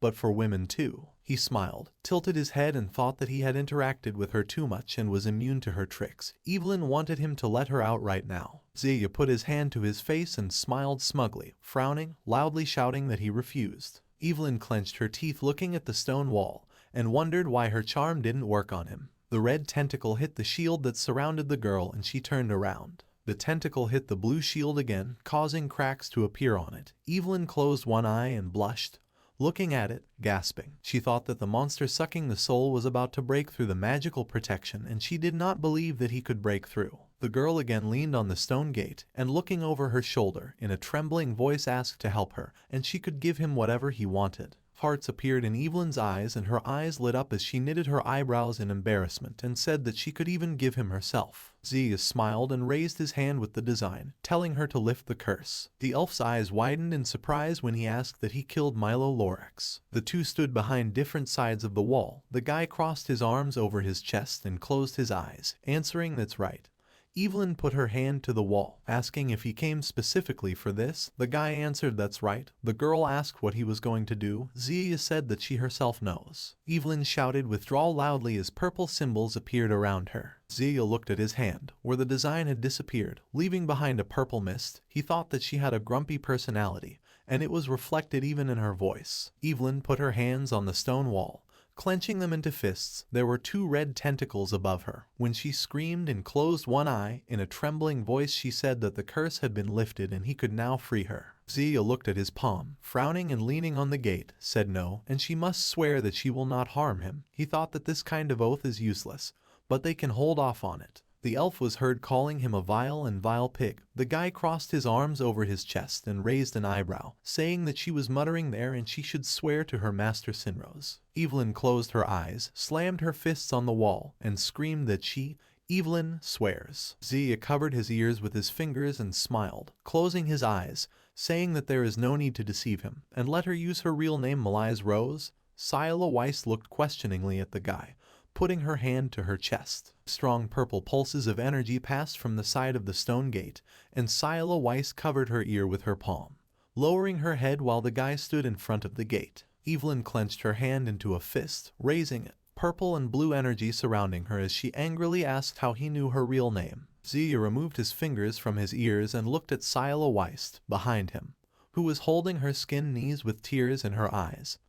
He thought that he should have warned her in advance that Evelyn would freak out when she heard her real name. He crouched in front of the girl, who was sitting on the ground, closing one eye and frowning, and said whether it matters to Evelyn how he knows him, and whether she will swear an oath to her master or not. Evelyn clenched her teeth, placing her palm on the wall, and frowning, said that she swears that when she comes out, she will pull out his insides and juggle them. Zia answered her that it is not difficult to swear at all. The girl looked at the stone wall with anger while the guy continued that he didn't care, but she wouldn't last long. Suddenly, moans were heard on the other side and Evelyn's eyes widened. Scylla Weiss asked not to. Evelyn's eyes turned white, and a crack appeared along the blue shield next to her face. The elf frowned, listening to the groans on the other side of the wall. A stone structure on which there were two golden statues. In the middle there was a golden symbol with a red ball. Above it the silhouette of a man with red eyes was stretching out his hand to him.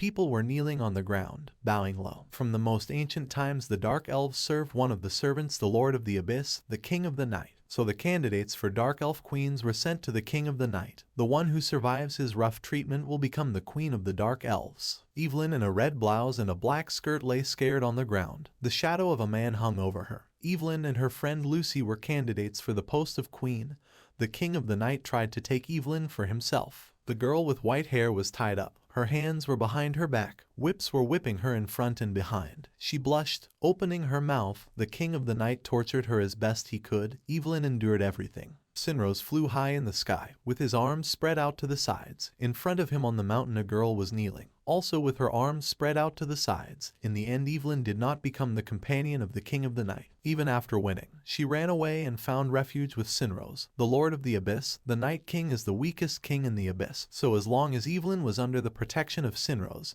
he never dared to force the dark elves to become her queen. Xia knitted his eyebrows and smiled gloomily, thinking that Evelyn had gone through all kinds of difficulties. Now she can rightfully be considered a dangerous boss. Evelyn pressed herself against the stone gate, beads of sweat running down her body as red tentacles flew around the blue shield around her. The guy thought that the physiological reflexes that were trained through physical torture were still deeply imprinted in the depths of her soul. The elf blushed, narrowed her eyes in embarrassment and clenched her teeth, and said in a trembling voice that they were actually doing this kind of thing right in front of her eyes. Beads of sweat ran down her face as she looked towards the stone gate, thinking that she could no longer resist. She did not want this to continue. Xia looked down with raised eyebrows and said to Sila Weist with a gentle smile to be patient, and he will try hard. The girl blushed deeply, closing one eye. There were tears in her eyes as she embarrassedly said that she didn't need to do this. Xia pressed his hands on the girl's leg, causing it to click, and Sila Weist covered her face with her hand, closing her eyes and blushing deeply. Evelyn closed her eyes, blushing, and put her hand in front of her, asking them to stop screaming, and she swears. Xia replied that she shouldn't, and he had already changed his mind. Evelyn's eyes widened in shock as she loudly asked what. Xia leaned on the wall, looking in her direction, and said with a smile that he wanted her to swear allegiance to him.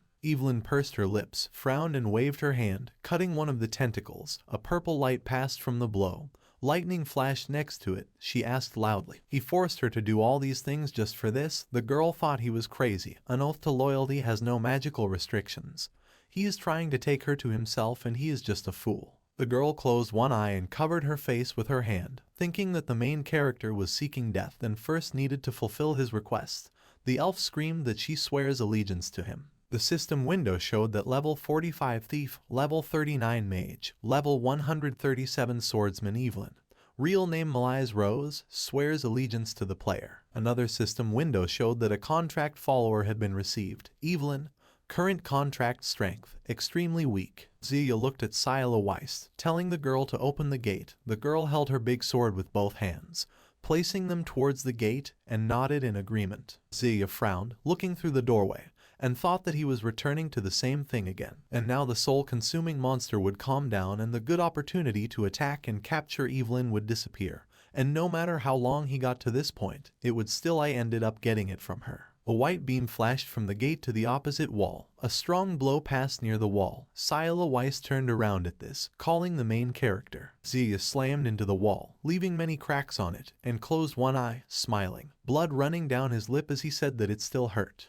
Evelyn extended her hand to the side, lowering her head as she stood at the gate. She extended her hand forward. Purple energy gathered around her. The girl frowned and looked gloomily forward, saying that she congratulated the main character, and he was able to attract her attention. Xia was pulled forward. Purple lightning flew around him, and he clenched his teeth, thinking that she could not change her magic. Evelyn grabbed him by the throat, looking at the guy with anger, and raised her other hand back, saying that she would give him the happiest death. Sila Weist jumped over the elf, raising her sword behind her back, and asked to let the guy go. The elf looked displeased in her direction. She waved her hand. A strong purple beam of light passed through the blow. The sword that Sila Weist was holding crumbled into pieces. Evelyn clenched her teeth and told her to leave. Sila Weist looked forward in shock, sword fragments flying next to her. Xia kept his hand on the dark elf's hand. He clenched his teeth, beads of sweat ran down his face, and his eyes closed as he thought that this happens every time Sila Weist knows that he cannot cope, but still goes forward.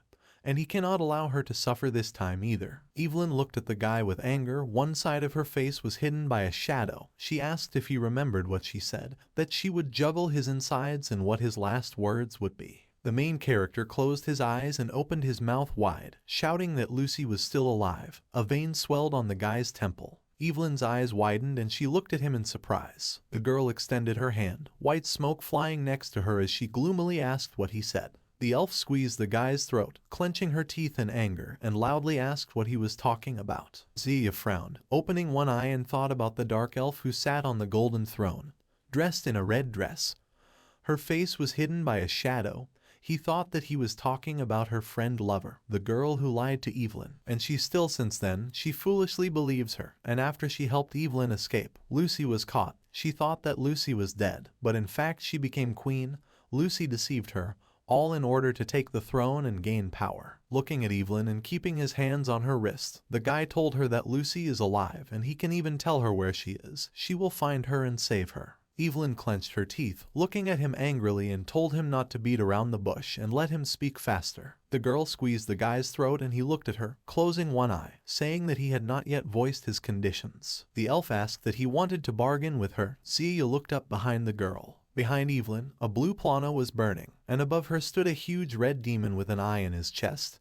His head was in bandages, and on his neck was a golden ornament that turned into a crown with 2 blue tassels. Zia smiled. The capillaries in his eyes turned red, and he asked that she wanted to torture him with a mind-affecting demon, and she was willing to guarantee that this monster would dig up his mind. And if she was afraid that he would deceive him, he told the elf that he was a first-class manipulator. Evelyn clenched her teeth, frowned, and said that he was being clever to get into her head. Zia smiled and blushed, putting his hands on his hips, saying, "Is it difficult to penetrate her?" Evelyn put both hands on his neck, cursing him angrily. Zia opened his eyes slightly, looking up, and arched his eyebrow, smiling smugly.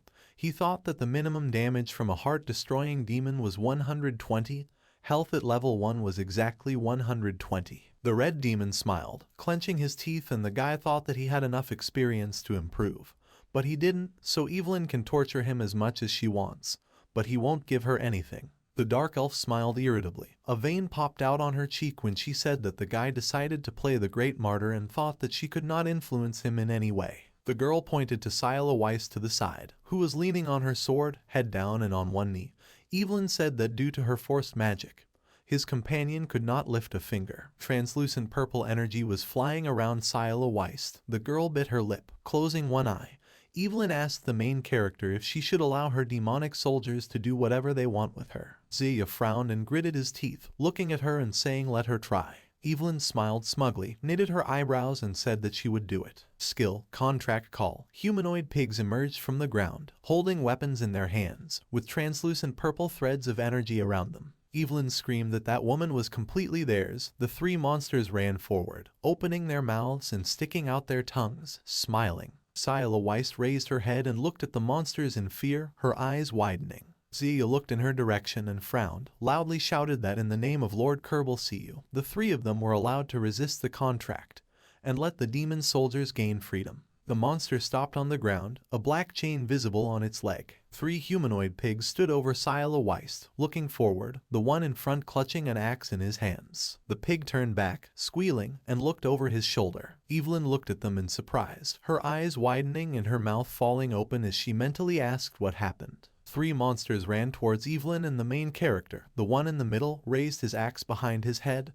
They screamed loudly. Evelyn extended her hand in front of her and, frowning, shouted that they were stupid pigs and dared to disobey her will. Dark vines appeared behind the back of one of the monsters, which appeared from underground. They entwined one of the pigs, and he looked at them in surprise. The thorns stuck into the body. Drops of blood were visible nearby, and the veins on the pig's arm were swollen. The pig squealed and raised his arms, opening his mouth wide, with drool running down it. Evelyn lowered her head and closed her eyes, clenching her teeth, between which blood flowed. The girl released Zia, whose eyes widened in surprise. She stood with her back to him and shouted that she would deal with him later. Zia smiled, putting his hand to his neck, and thought that the demonic soldiers were at level 35. They were controlled by Evelyn, who was at level 45, and it must be taken into account that they're a lot.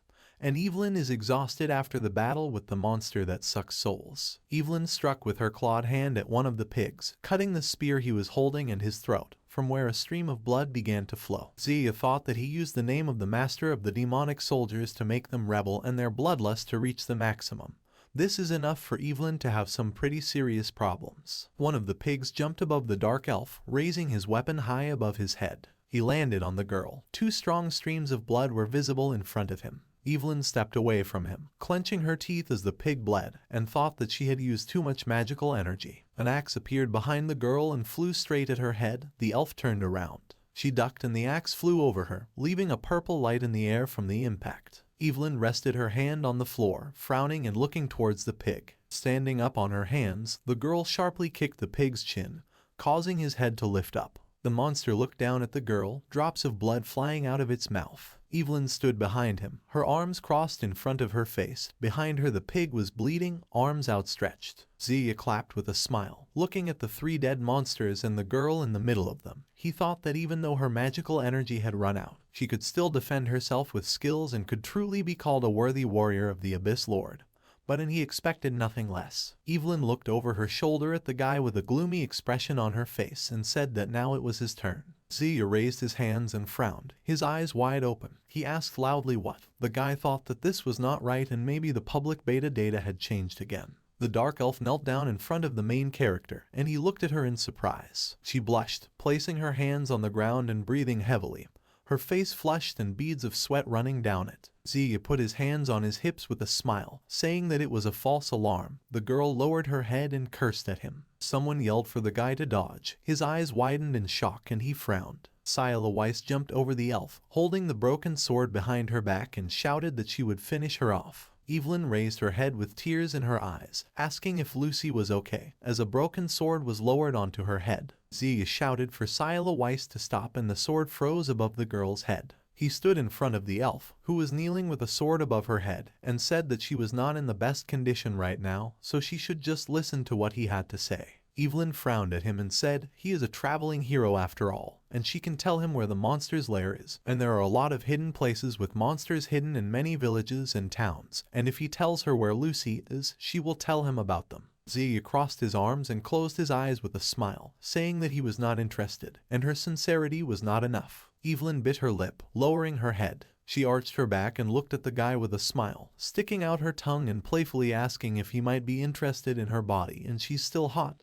They have plenty of time for fun. Scylla Weiss put the broken sword behind her back and angrily shouted that since she was hot, it was easier to kill. Zia closed his eyes, holding her, and asked her to calm down, while Evelyn sat on the ground with a smile. The main character looked down at the elf, saying that let her now looks good, but he will prefer that Evelyn, who runs through the forest and bathes in the sun's rays with a smile on her face, and let her take him to her tomb. Scylla Weiss frowned and looked questioningly at the guy.